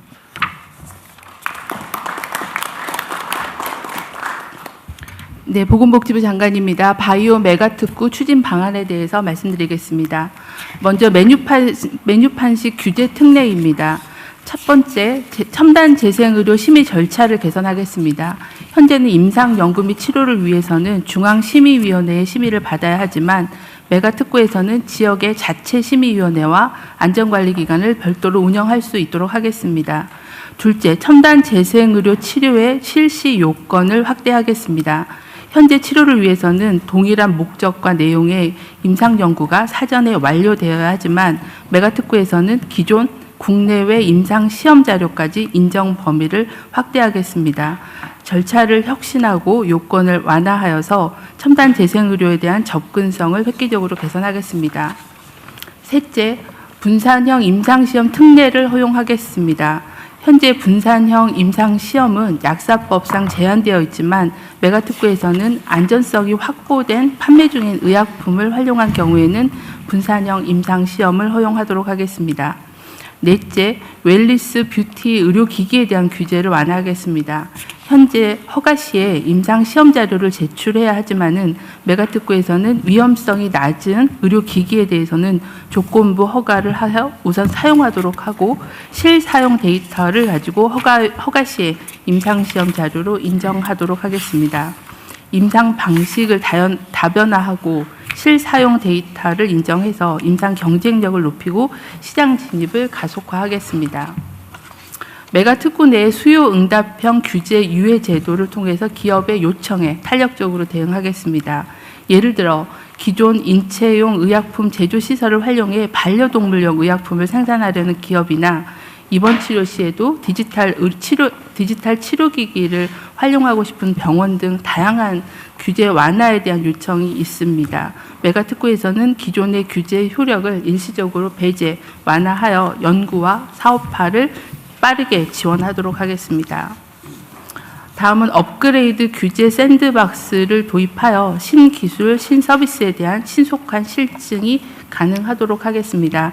예를 들어 발치된 인체 치아를 활용하여 골 이식제 등 의료기기를 개발하는 기업의 안전성 검증을 위한 실증 요청이 있습니다.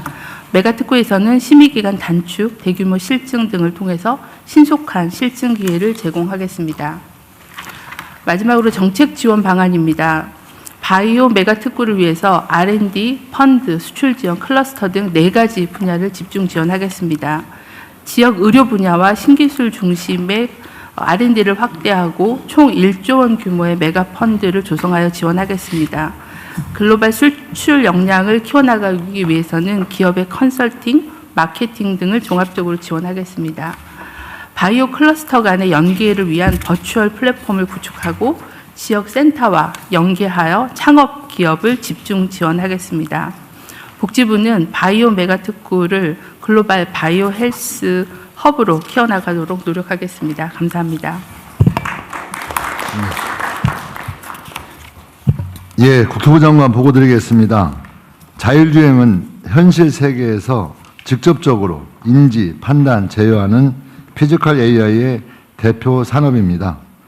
실제 도로 환경에서의 대규모 실증 데이터를 수집, 학습하는 것이 기술 경쟁력을 좌우하는 핵심 요소입니다.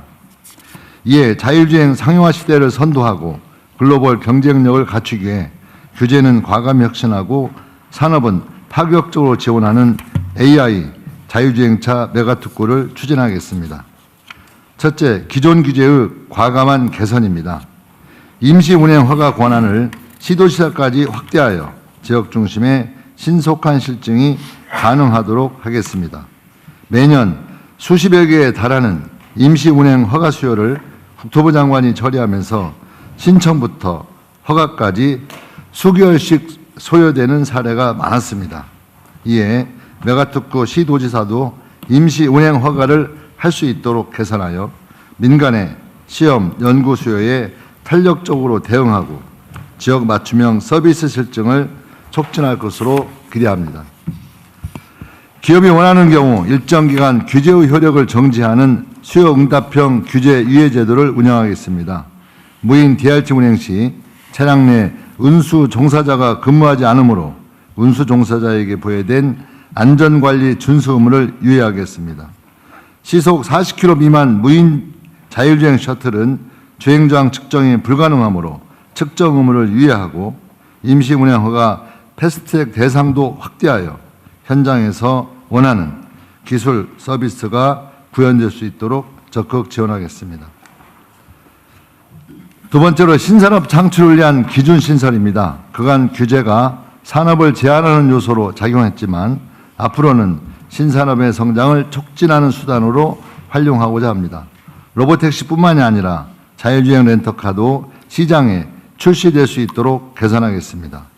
또한 최소한의 안전운행 요건을 갖춘 경우 무인 실증을 허용토록 하고 현재 규정이 부재한 원격 주행에 대해서도 서비스 산업 활성화를 위해 선허용을 추진하는 등 규제는 과감하고 속도감 있게 개선하되 그 과정에서 발생할 수 있는 신구 업계 간 갈등은 정부가 자율주행 사회적 협의체 운영 등을 통해서 책임감 있게 관리하여 사회적 수용성을 제고하겠습니다. 이를 통해 기존 운수업계와의 경쟁이 아닌 상생을 전제로 한 자율주행 산업 성장 모델을 정착시키겠습니다. 세 번째로 메가특구 기반의 전방위 정책 지원입니다. 기업들이 부담 없이 연구 개발과 실증에 착수할 수 있도록 차고지, 정비 충전 시설, 관제 시스템까지 실증 인프라를 구축하겠습니다. 인재들이 집 걱정 없이 연구와 창업에 몰입할 수 있도록 일자리 연계형 지원 주택을 공급하고 기업, 대학 연계 교육, 창업 지원 프로그램을 통해서 전문 인력 양성부터 정착까지 이어지게 되는 생태계를 조성하겠습니다. 기업과 인재들의 연구개발의 핵심이 되는 대규모 주행 데이터와 GPU 기반 학습 환경을 제공하고 보험 상품도 지원하여 도전적 실증 환경을 마련해 나가겠습니다. AI 자율주행차 메가특구가 대한민국 자율주행 산업 경쟁력을 끌어올리고 K 자율주행 생태계의 거점으로 거듭날 수 있도록 재정, 금융, 세제, 인재, 인프라, 기술 창업, 제도 등 7가지 정책 패키지를 총동원하겠습니다. 특히 국토부는 메가특구법 제정 이전에도 자율주행 실증도시 사업을 통해서 최고 수준의 규제 특례가 작동하는 그런 환경을 선도적으로 구현하는 등 광주 실증도시를 메가특구 방식으로 우선적으로 운영하겠습니다. 실제 도로와 생활 공간에서 자율주행 서비스를 구현하고 실증에서 상용화까지 그 이어지는 성과를 조기에 창출하겠습니다. 이를 통해 메가특구가 지향하는 정책 효과를 현장에서 조기에 입증하겠습니다. 이상 보고를 마치겠습니다. 네, 감사합니다. 분야별 메가특구 추진 방안 말씀해 주신 장관님들께 감사의 말씀 드립니다. 이어서 위원님들의 자유 토의가 있겠습니다. 의견 있으신 위원님들께서는 피켓을 높이 들어주시면 저희 사각지대가 제가 좀 벗어날 수 있을 것 같습니다. 네, 혹시 안 하신 분들 한번 먼저 드리도록 하겠습니다. 전창대 성장분과 위원님께 발언권 드리도록 하겠습니다. 네, 안녕하십니까. 저 성장분과에서 활동하고 있는 위원 전창대입니다. 저의 좀 특징을 좀 설명드리면 그 강원도 춘천에서 학생 창업으로 시작해서 현재 9년차 하고 있는 기업 경영인입니다. 그래서 지역에서 자리를 잡고 있다 보니까 오늘 메가특구 방안은 지역에서 활동하고 있는 창업자로서도 또 이 지역에 살고 있는 사람으로서도 정말 환영할 일인 것 같습니다. 네, 오늘 보고된 정책 패키지를 제가 보다 보니까 그 국민성장펀드 뭐 이런 펀드들이 정말 어마어마한 돈들이 지역에 쏟아져 올 텐데 근데 여기에 이제 법인세, 청년소득세 이런 감면 혜택들은 뭐 당연히 있는 것 같습니다. 네, 저는 여기 한 가지 좀 더해서 이 펀드를 운용하는 GP들 있지 않습니까? 그 GP들의 이제 성과 지표를 좀 다르게 가져갔으면 어떨까 하는 그 안건을 한번 드려봅니다. 그 실제 지역에서 투자를 한번 받아보면요. 그 몇 년 이후에 이제 후속 투자를 받을 때쯤이 되면 투자자들이 찾아옵니다. 와서 이제 서울 갈 때 되지 않았냐, 이제 수도권 갈 때 되지 않았냐 이렇게 이야기합니다. 그러니까 후속 투자를 받기 위해서는 그런 말씀을 하시니 대부분에 있는 대표님들이 이 지역의 공장 떨른 공장 하나를 좀 냅두고 핵심 인력들은 다 데리고 서울로 떠나는 것이죠. 그래서 저는 이제 이렇게 지역의 투자 펀드가 유지가 되고 지원이 된다고 하면 이거는 진정한 지역 투자가 아니라고 저는 생각을 합니다. 그래서 여기 계신 장관님들도 계시지만 이번 메가특구에 아까 산업통상부 그 장관님도 말씀하셨지만 그 산업 그 정책 패키지에 보면은 이제 펀드 지원하는 것들이 있는데 이걸 지원을 했을 때 지역에서 서울로 빼가는 구조가 이어지지 않을지 그거에 대한 한번 그 방지할 수 있는 장치를 좀 만들면 좋을 것 같고요. 근데 제가 오늘 좀 드리고자 하는 이야기는 단순히 지역에 오래 남아있다고 그 가점을 주자는 건 아닙니다. 그러니까 우리가 투자자가 지역을 정주한다고 해서 그 기업의 메리트를 느끼고 투자는 안 하지 않습니까? 근데 중요한 건 정주가 아니라 전 임팩트라고 보는데 여기서 말한 임팩트라고 하면 지역의 일자리를 만드는 것을 넘어서 오랫동안 일자리를 보유하고 있는 기업, 그리고 지역 산업 생태계를 키울 수 있는 기업, 특히 청년이 남을 수 있도록 환경을 구현하고 근무 여건을 개선하고 심지어 그 직원들의 삶의 질을 개선하려고 하는 의지를 갖고 있는 기업들, 그 기업들에게 투자하는 GP에게 재무적 엑시트 그 수익률이라든지 이런 것들을 확 낮춰주자는 겁니다. 그러니까 임팩트 투자라는 것을 우리가 투자 환경에서 많이 씁니다. 근데 저는 이거 마케팅 용어라고 봅니다. 이 투자하려고 하고 돈을 가지고 있는 사람들에게 돈을 끌어모으기 위해서 임팩트라는 표현을 쓸 뿐이지 사실은 정말 임팩트를 내는 기업에게 투자를 한다? 저는 없다고 봅니다. 그래서 저는 모태펀드 안에 지역 임팩트 전용 계정을 하나 만들면 좋을 것 같은데 기존 지역 로컬 펀드 같은 경우는 이 비수도권 기업이라는 지리적 조건에만 충족하면 이 펀드를 주거나 혹은 아까 말씀하셨던 기후테크도 그렇지만 소셜 임팩트의 경우에는 UN SDGs의 어떤 정책을 맞는 그런 그 사업 아이템이면 지원을 해주는 거지만 이 실질적으로 지역에서 일자리를 만들고 지역 산업을 진흥시키고 청년들을 채용하는 그런 기업들, 지역에 임팩트를 내는 기업들에게 펀드를 좀 주는 그런 정책들이 좀 만들어지면 좋을 것 같고요. 그럼 이제 투자자에게 지역에 투자라고 강요할 수는 없지만 그런 기업에게 투자를 많이 하면 결국엔 후속 투자의 펀드를 결성하는 데 우대를 좀 받을 수 있도록 하면 이거는 또 선순환 구조가 만들어질 거라 봅니다. 그리고 제가 이 위원회에 활동하겠다고 마음 먹고 이제 저만의 기준을 좀 만들었는데 사실은 이 정책의 성과를 양으로 말고 전 질로 좀 승부를 했으면 좋겠습니다. 중소기업 대표님들은 다 공감하시겠지만 뭐 기술보증기금, 중진공, R&D 뭐 이런 것들 전체 다 아시겠죠. 근데 그 하나하나의 정부 정책, 지원 정책마다 모두 요구하는 게 일자리 취업률입니다. 취업률에 다 목을 매납니다. 근데 사실 중소기업에서 중요한 게 취업률입니까? 이직률을 얼마나 낮추느냐입니다. 그러니까 사실 수도권 기업의 대표님들 매번 만나면 지역은 사람을 뽑는 게 힘들다고 하지만 서울에 있는 기업 대표님은 뽑아놨더니 도망가더라라는 겁니다. 그러니까 이직률이 높은 구조에서는 중소기업이 아무리 하더라도 사람 하나하나가 기술력이기 때문에 이직률이 높은 기업은 기술력을 보유하고 있다고 할 수 없다고 저는 생각합니다.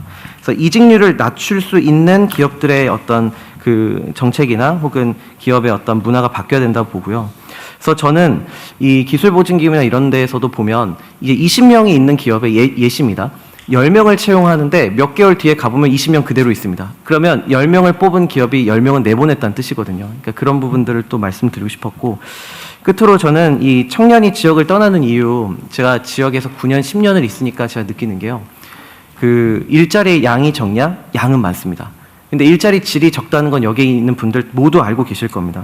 근데 결국 아무리 좋은 정책이어도 그 일자리의 질을 높이는 건 중소기업 대표님들 아닙니까? 그러니까 기업 대표님들이 그 정책을 본인의 회사에 기업의 기업 문화로 자리 잡게 해야 되는데 그걸 억지로 하게 할 수가 없죠. 근데 저는 규제 중에서 우리 여기 고용노동부도 계시지만 부처에서 가족 친화 기업 인증, 뭐 청년 친화 강소기업, 그리고 일자리 그 세 개 부처가 같이 만든 대한민국 일생활 균형 우수기업 이런 인증 제도를 만들어 놓고 저는 이걸 왜 활용을 잘 안 하는지 모르겠습니다. 그러니까 우리 정부가 가지고 있는 막강한 이 조달이라는 무기가 있지 않습니까? 그걸 가지고 전 중소기업 대표님들이 더 이상 우리 직원들에게 삶의 질을 높이거나 근무 여건을 개선하지 않으면 이 국가가 나에게 일할 기회도 주지 않는구나라는 어떤 그 신호를 전 줘야 된다고 봅니다. 그래야 지역에서 기업을 경영하는 그 기업인들이 법인체 만들어 놓고 개인 사업처럼 운영하는 게 아니라 정말 우리 직원들을 위해서 기업을 운영해야겠구나. 그러면 일자리의 질이 높아지고 그럼 청년들이 한 번쯤 지역에 남아볼까라는 생각을 갖게 한다고 생각합니다. 그래서 이 메가특구라고 하는 정말 좋은 이 정책에 지금 말씀드린 이런 부분들이 조금 섬세하게 좀 들어갔으면 좋겠습니다. 네. 감사합니다. 좋은 의견이시고요. 안 그래도 금융위원장 어디 계신 것 같아요? 입니다. 거기 계신 거. 우리가 이제 지방 그 우선 정책, 네. 뭐 또는 지방 우대 정책 이런 거를 얘기할 때 주로는 이제 재정, 규제 이런 데서 어떤 뭐 특례나 예외 이런 얘기를 하는데 사실은 금융 부분은 저도 생각을 해보니까 최근에 나온 얘기가 이제 예를 들면 펀드를 40%를 지방에 의무 배정하겠다 뭐 그 정도 같아요. 그런데 금융 분야에서 지방에 대한 일종의 우선 또는 우대 정책을 하는 방안들에 대한 고민은 우리가 많이 못했던 것 같은데 지금 전창대 위원이신가요? 전창대 위원 말씀을 들어보니까 그 펀드 내에 세부 집행 과정에서 상당히 여러 가지 방법들이 있을 수 있군요. 그리고 저는 여기다가 더해서 예를 들면 금융, 우리는 1차적 금융을 주로 고민을 하니까 우리는 좀 수준이 낮잖아, 그죠? 그래서 예를 들면 대출, 이런 데서도 지방우대, 펀드에서의 우대 방안을 잘 모르겠고, 근데 어쨌든 그런 고민들을 좀 많이 해야 될 것 같습니다. 금융 분야가 사실 여지가 좀 많잖아요, 사실은. 우리는 재정은 사실 매우 제한적이고, 규제 분야도 사실 그렇게 여유가 많지는 않은데, 규제 분야? 근데 금융 분야는 개발하기에 따라서 상당히 많은 영향을 미칠 수 있지 않을까 하는 생각이 들긴 하네요. 네, 맞습니다. 제가 첫 국무회의 때 아마 대통령께서 저한테 말씀하신 부분이 그 취지였는데, 그래서 저희들이 지방 우대금융이라는 컨셉으로 좀 계속 해오고 있는데요. 보면은 인구 같은 경우는 수도권과 지방이 51대 49, GRDP 같은 경우는 53대 47. 근데 금융 대출은 한 37인가 그러고 벤처 펀드는 20몇 대예요. 그러니까 사실은 암만 비수도권이 뭐가 없다고 그래도 금융이 상대적으로 덜 간 측면이 있습니다. 네, 그래서 저희들이 지방우대 금융에서 목표질에서 그 정책금융교회 같은 경우는 지방에 가는 할당량이 없었는데 40%, 45%까지 늘리고 국민성장펀드 같은 경우도 최소한 40%는 분명히 지방한테 내려가야 된다는 거고 간접펀드 내에도 지방 전용 펀드도 이렇게 해놓고 있고요. 그다음에 지금 1차 메가 프로젝트 한 것 중에도 지방에 지금 신한우의 해상풍력 프로젝트 같은 경우는 지방에 그 발전이 돼서 그 옆에 산업단지에 전력을 공급하고 그다음에 거기서 해상풍력 기자재라든지 그런 산업이 발생하고 거기 주민들은 또 주민 참여로 들어가고 그래서 지역 자체에 없던 일자리가 없던 산업이 새롭게 가는 걸로 하는데 계속해서 이런 부분들 더 강화해 나가도록 하겠습니다. 아니, 뭐 대출 이자라도 좀 싸게 해주든지. 그것도 있습니다. 그래서 지방 같은 경우는 지역에 원래 있던 기업들, 그다음에 지방으로 이전하는 기업들, 그리고 심지어 아주 작은 거지만 돌아와요 부산행에서 그래서 청년들이 다시 부산으로 돌아올 때, 그럴 때는 우대금융을 해준다든지 더 해준다든지 하여간 다양한 방식으로 더 확대해 나가도록 하겠습니다. 돌아와요 부산항에는 전체 규모가 300억? 1,000억입니다. 1,000억. 예, 1,000억하고 다른 지역들도 다 그렇게 좀 하고요. 너무 이제 액수가 많지는 않다는 생각이 그때 얼핏 들긴 하더라고요. 네, 그런 쪽을 더 확대해 나가도록 하겠습니다. 네. 저는 그 고민을 좀 많이 해야 될 것 같습니다. 금융 분야에서 지방 우대 또는 우선 정책을 어떻게 구현할 거냐. 그리고 아까 저 산업부 장관님 뭐 로봇 분야 로봇 특구에 짤을 한번 해보고 싶다고 그러시던데 실제로 이제 규제라고 하는 게 있잖아요. 정부 입장은 그런 거죠. 정부 공무는 원래 기본적으로 보수적이에요. 보수적. 그럴 수밖에 없거든요. 안전하게. 왜냐하면 뭐 100개가 잘 되다가도 하나가 사고가 나면 막 비난이 쏟아지기 때문에 하나의 그 위험을 제거하기 위해서 전부 봉쇄를 해요. 이렇게. 우리가 이제 무슨 뭐 사고가 나거나 화재가 나거나 뭐 아니면 정책을 실패하거나 이러면 잘했을 경우에 칭찬보다는 못했을 경우에 비난이 훨씬 크거든요. 이게 정부가 잘 움직이지 못하는 원인이기도 한 것 같습니다. 그래서 예를 들면 뭐 자르제도 전 정말 좋다고 보거든요. 근데 예를 들면 개별 기업들 입장이나 개별 산업 현장에서는 어떤 규제가 있을 때 사실 그게 다 억압인데 자유롭게 막 하고 싶은데 근데 정부 입장에서는 혹시 거기서 사고 나면 안 되니까 그러니까 예를 들면 100개 중에서 하나의 사고 가능성이 있으면 99개를 포함하면 100개를 다 막아버리는 거죠.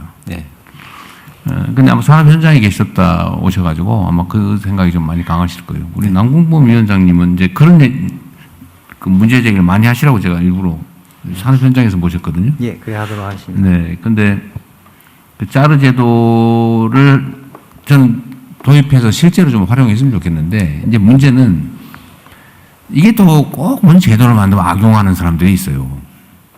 그러니까 뭐 악용을 하거나 뭐 아니면 뭐 잘못될 경우를 생각해서 막 규제를 촘촘하게 하다 보면 결국 없어지다시피 되잖아요.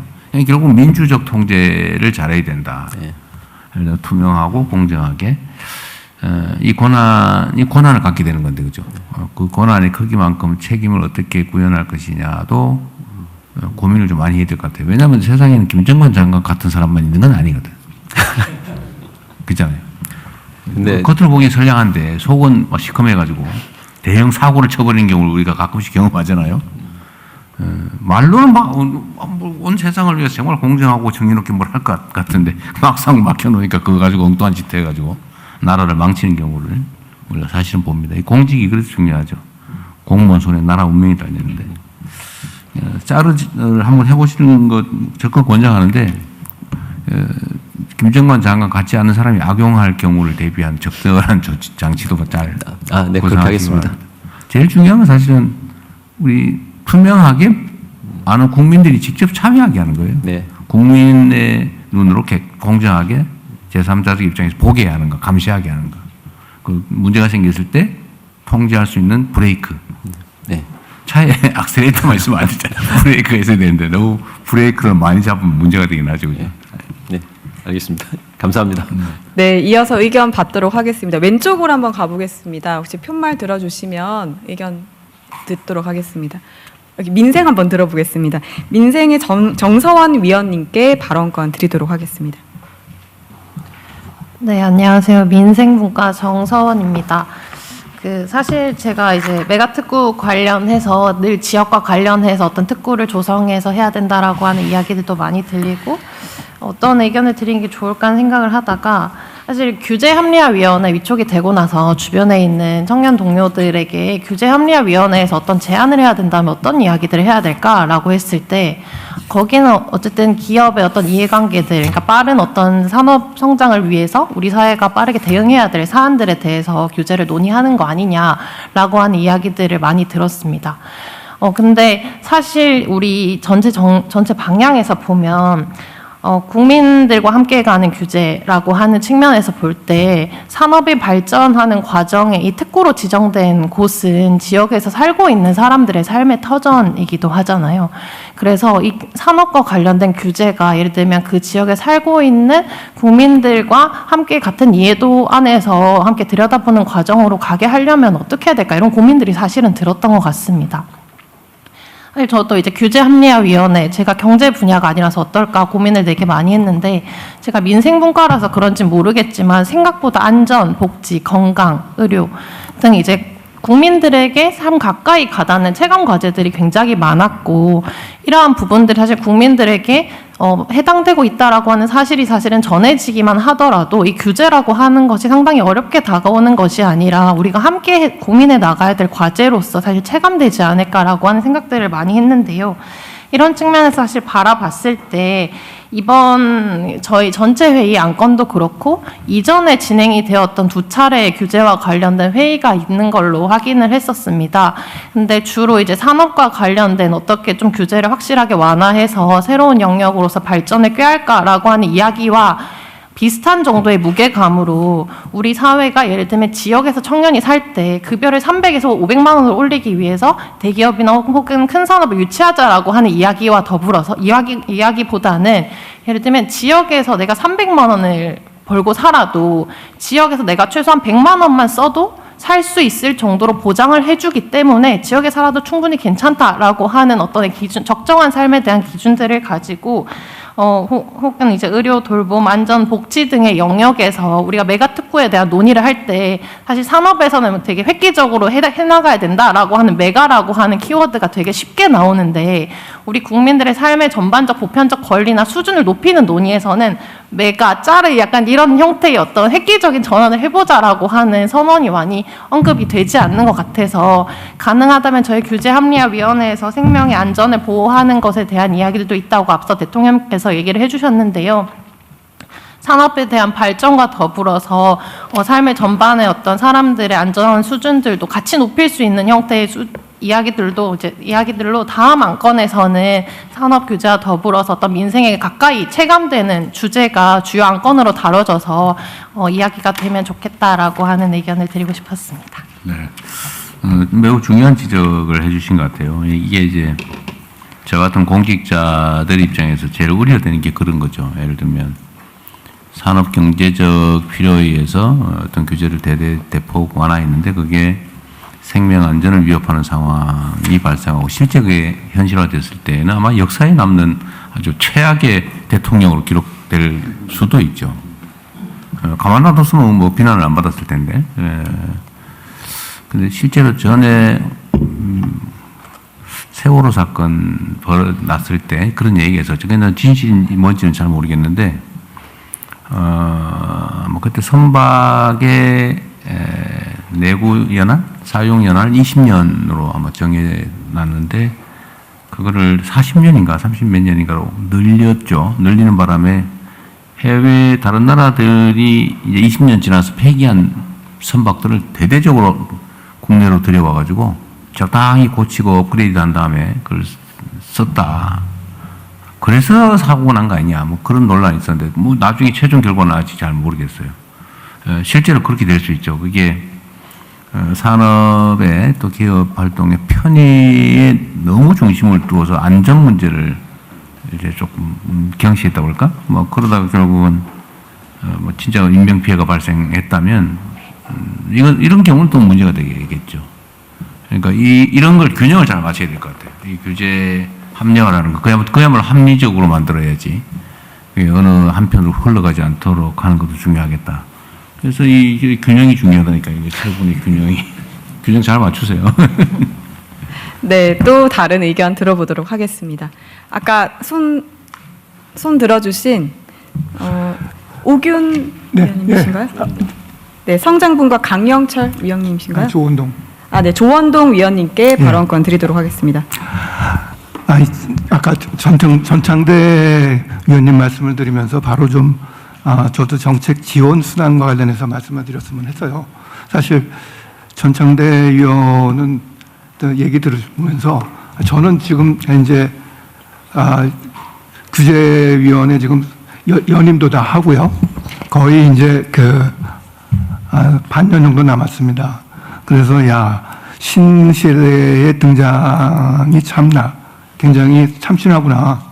국물은 좀 가야 되겠다 하는 생각도 좀 해보긴 했습니다. 그런데 제가 규제개혁위원을 하면서 굉장히 느꼈던 건 아마 많은 분들이 다 느꼈는데 체감도가 별로 없다는 거예요. 없다는 것 중에 아까 이병태 위원께서 말씀하신 밀착생활형 뭐 이런 것도 굉장히 규제의 체감도를 높이는 것이긴 하지만 저는 규제개혁 자체가 소극적 지원수단이라는 점 때문에 있다고 생각을 합니다. 그래서 이 정책을 하려고 그러면은 거기에 소비나 투자나 이런 것들이 바로 반응이 와야 되는데 그 반응은 결국 뭐냐면 여기서는 규제 하나를 피해 당사자는 굉장히 체감이 가겠지만 다른 수단은 굉장히 적다는 거죠. 그런데 이번에 메가특구 같은 경우에는 정책 수단을 같이 포함을 해주니까 이거야말로 괜찮을 수 있다 이런 생각을 했습니다. 근데 여기 아까 전청대 위원께서 얘기하시는 금융 이런 부분도 있겠지만 저는 하나 더 추가해서 가업 상속 제도를 좀 여기다 이용하면 어떨까 하는 생각을 했습니다. 왜 제가 이런 말씀을 드리냐면 지금 나가 보면은 전국 각지에 베이커리 카페가 있습니다. 이거는 어디서 나온 거냐면 이용을 하냐면은 가업 상속 제도를 이용하는 겁니다. 악용하는 것도 있을 수 있겠지만 뭐냐면은 자기 재산을 갖고 있는 아버지가 땅을 사가지고 그리고 거기에다가 베이커리를 제빵소를 차립니다. 왜냐? 제빵소가 가업상속 제도에 안에 들어가 있었어요. 혜택에 들어갑니다. 그리고서 일정 범위 내에서 상속을 하는 겁니다. 그러니까 상속을 하는 그런 적인데 이런 경우는 굉장히 어떻게 보면 비생산적인 경우로 나쁠 수 있는 단점도 있지만 또 하나는 뭐냐면 가업상속 제도의 위력을 얘기를 합니다. 위력을 말씀드리기 때문에 말씀드리는 겁니다. 만약에 요번에 가업제도에서 여러 개 아까 산업부 장관께서 얘기하시는 로봇 센터 이런 말씀하시는데 여기에 투자가 가능해지고 이 투자자가 자기 돈을 투자하면서 자기 아들한테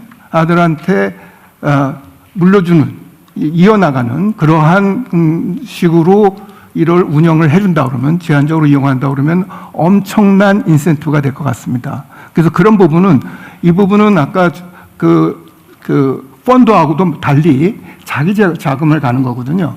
그렇게 되면은 펀드가 많이 붙을 수도 있습니다. 왜냐하면 자기 자금이 들어가는 거기 때문에. 그래서 이러한 것을 좀 활용을 하시면 제한적으로 특구의 정책적 목적에 맞춰서 좀 만들어 주시면 어떨까 하는 생각이 됩니다. 이 부분은 근데 사실 세제하고 관련되는 부분이기 때문에 사실 오늘 재경부 장관이 안 왔다고는 게 좀 아쉽긴 합니다만은 이게 사실 규제의 현실을 지금 얘기하고 있는 것 같습니다. 규제의 체감도를 높이기 위해서 좀 더 네. 적극적인 수단을 좀 같이 겸비해 주셨으면 좋겠습니다. 네, 알겠습니다. 또 다른 의견 받도록 하겠습니다. 민생의 차상훈 위원님께 발언권 드리도록 하겠습니다. 예, 저는 민생분과의 차상훈입니다. 지난 30여 년간 대학병원에서 근무하고 있는 전문의고 또 의대 교수기도 하고 책임자로서 여러 가지 연구개발 사업을 수행하기도 하고 기획도 하고 평가도 해왔습니다.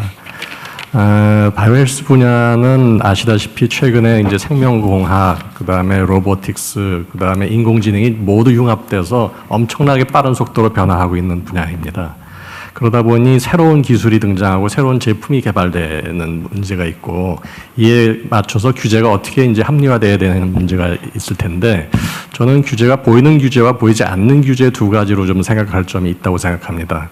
보이는 규제는 지금 여기서 다 논의되고 있는 그런 문제가 잘 합리화될 것으로 보고 아까 시점에 관련돼서는 신속하게 한다는 말씀을 하셨는데 저는 연구개발이 사업화로 연결되는 전 주기에서 시점의 문제도 좀 더 앞쪽으로 당겨와야 된다고 생각합니다. 두 번째, 보이지 않는 규제의 문제가 있는데 그것은 사회적 수용성의 문제도 있다고 생각합니다. 생명공학이나 인공지능 같은 경우에는 아까 민생분과의 박용진 부위원장님께서도 말씀하셨다시피 보이는 규제가 없음에도 불구하고 잘 안 되는 여러 가지 심리적인 장벽이라든지 사회적인 함의에 따라서 막연한 두려움이라든지 이런 게 있을 수 있습니다. 그래서 제가 최근에 참석했던 외국 대형 연구개발 사업의 자문위원회에서는 그 시점을 매우 앞당겨서 기획 단계에서부터 사회적인 수용성에 대한 이슈를 고민하기 시작합니다. 그리고 규제를 선제적으로 예측하고 그거를 어떻게 풀어갈까 하는 것을 기획 단계와 사업 킥오프 미팅에서 벌써 그 논의가 시작되고 있었습니다. 그렇게 되면 결국은 연구개발이 사업화로 연결되는 전 과정에서 사회적 비용이 많이 절감될 가능성이 있고 따라서 과정이 축약될 뿐만 아니라 글로벌 진출에 있어서도 상당히 많은 국제적인 고민이 있은 후에 진행되는 것이므로 여러 가지 측면에서 도움이 되지 않을까 이런 생각을 말씀드립니다. 네, 감사합니다. 지금 이제 시간이 사실 많이 지났는데요. 한 분 정도 더 받고 의견을 한번 들어보도록 하겠습니다. 여기 지역분과의 정은미 위원께서 아까 손 들어주셨는데요. 말씀 주십시오. 시간이 있어서 지역분과 정은미입니다. 메가특구 관련해서 유망산업 생태계를 전주기적으로 그리고 전면적으로 조성하겠다라는 제안은 굉장히 훌륭합니다. 그런데 여기 아까 서두에 말씀하셨듯이 80여 개, 2,400여 개 특구에 대해서 어떻게 할 것인가, 그 조정과 그리고 정렬 방안에 대해서 세부적인 내용이 없습니다. 이 기존에도 이미 투자가 됐고요. 그다음에 여기에 대한 산업비나 기업들의 투자 매몰 비용들이 있습니다. 이게 자칫하면은 부정적 역할, 레거시 자산이 될 수도 있습니다. 그래서 메가특구를 하실 때 기업들이 성장 엔진, 국가 전략으로서 추진하고자 하는 그런 성장 엔진 부분에 집중적으로 투자가 될 수 있는 반면에 기존에 있었던 제도들을 어떻게 정렬시킬 것인가도 함께 고민이 되어야 된다고 생각합니다. 그래서 메가특구가 제도를 특혜를 하나를 더 더하는 것이 아니라 싱글 플랫폼으로서 생산성과 성장과 혁신을 위해서 가장 강력한 정책이로서 역할을 할 수 있기를 바랍니다. 그리고 여러 성장 엔진 부분에서 언급된 건데요. 수요 대응 규제에서 절대적인 배제와 완화를 말씀하셨습니다. 근데 말씀하신 것처럼 이러한 일시적인 배제나 완화가 이루어졌을 때 만약에 문제가 메가특구 안에서 문제가 없다면은 이것을 전국적으로 확산할 수 있게 해주십시오. 그러니까 특정하게 특정 지역 내에서만 시범 사업으로 하고 이게 전국적으로 확산이 되지 않으면은 여전한 제약으로 낯이 남습니다. 기업들이 규제 샌드박스 2+2년을 겪고도 더 연장하는, 이건 유연성이 아니라 희망 고문입니다. 특정 지역에서 해소가 되면은 이것이 전국적으로 확산이 되고 그리고 글로벌 시장으로 나갈 수 있는 실질적 기반이 될 수 있도록 그렇게 규제 합리화가 진행이 되었으면 합니다. 네, 감사합니다. 아쉽게도 저에게 주어진 시간이 다 지났습니다. 혹시 다른 의견들은 이제 계속되는 회의라든지 분과별 논의에서 이루어지면 좋을 것 같습니다. 다른 의견이 없으시면 원안대로 접수하겠습니다. 마지막으로 대통령님의 마무리 말씀을 청해 듣겠습니다. 네, 마무리 발언 우리 총리께서 하시죠.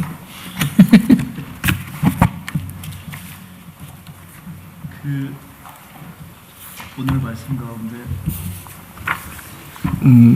국무조정실에서 이렇게 쭉 말씀하신 것들을 잘 취합해서 실행으로 연결될 수 있게 하겠다 하는 것은 아마도 저희 규제합리화위원회 내에 곧 실제로 그것을 담당하는 실무 단위로서의 추진단이 실무 추진단이 만들어질 것으로 합니다. 맞죠? 예.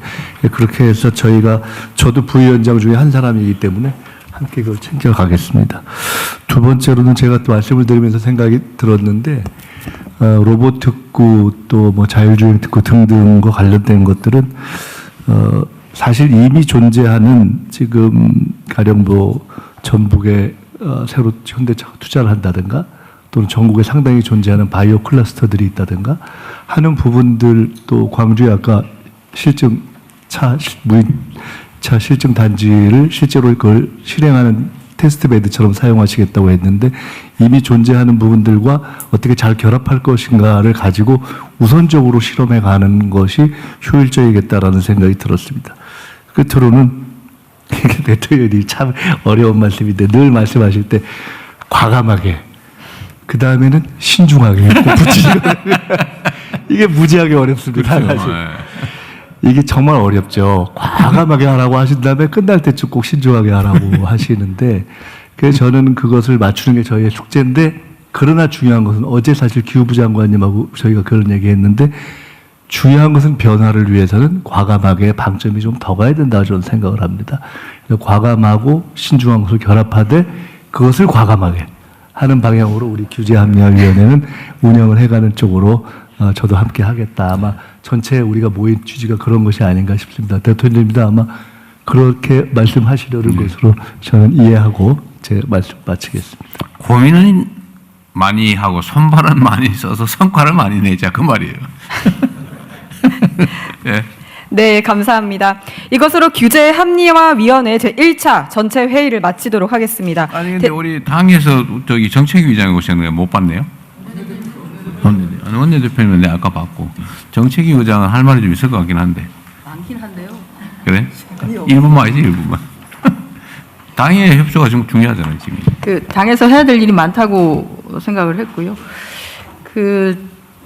저기 산업부 장관님 주신 말씀 중에 그 70의 벽이라고 하는 게 금융에서도 그렇고 지역에 어쨌든 내려가는 자금에 여러 가지 문제가 있다는 걸 알아서 지난번 회의 때도 제가 그 국민성장펀드만큼은 6대 4를 5국 3특에서 반대로 지역에 6이 갈 수 있도록 아예 설계를 그렇게 좀 해주십사라는 말씀을 드렸는데 오늘도 똑같이 4대 6으로 말씀을 하셔서 그건 조금 그렇게 고민을 해볼 필요가 있을 것 같습니다. 네네. 그리고 그 마지막에 우리 정은미 위원님께서 주신 말씀 중에 그 규제를 심의를 하고 테스트가 실증이 됐으면은 이제 메가특구를 하면은 한 메가특구에서 실증된 규제는 오케이. 그 다음 해는 전체 메가특구에 적용. 그 다음 해에는 전국적으로 적용. 요게 시스템화되면 좋을 것 같습니다. 그러면 대통령 말씀처럼 기한 내에 굉장히 많은 사실 실증이, 왜냐하면 이게 데이터로 말해주는 거거든요. 그래서 실증을 높이고 실제 이것을 사실화하거나 현실화하는 것이 정부의 의지로 실행하는 것이 아니라 데이터로서 결국은 실증된 데이터로서 확산되는 것이죠. 그래서 이거는 이제 예를 들어서 뭐 정부가 바뀌거나 해도 그냥 쭉 가는 거기 때문에 갈 수가 있습니다. 그래서 시스템을 그렇게 좀 바꾸는 것이 좋지 않을까라는 생각을 좀 해봤습니다. 네. 네. 나중에 어쨌든 입법할 부분도 많기 때문에요. 우리 한병도 대표도 한 말씀 하십시오. 네. 예. 그 규제 신설 강화는 입법이 22대 때 현재 나와 있는 게 총 500 또한 경계를 해야 될 부분이 있는 것 같습니다. 그래서 오늘 토론 말씀 잘 경청을 했고요. 오늘 결정된 좀 방향과 함께 국회 입법 상황도 추진 점검을 하겠습니다. 그리고 또 들어보니까 정부에서 규제 변경 좀 정리하는 데 속도를 내고 있다는 말씀 들었습니다. 적극적으로 동의하고 정부와 결론이 나면 좀 대안을 마련하는 데 속도를 내도록 하겠습니다. 네. 네. 하여튼 그 말씀하셔서 그런데 규제의 그 극강 형태가 형벌이거든요. 하여튼 대한민국 규제 엄청 많습니다. 형벌도 많고. 네. 수고하셨습니다. 네, 감사합니다. 이것으로 오늘 회의를 마치도록 하겠습니다. 대통령님과 참석해주신 모든 분들께 감사드립니다. 먼저 대통령님께서 이석하시겠습니다. 이어서 규제합리화위원회 단체 사진 촬영이 있겠습니다. 먼저 부위원장님들과 민관위원님들께서는 중앙계단 앞으로 이동하시어 촬영 위치에 자리해 주시기 바랍니다.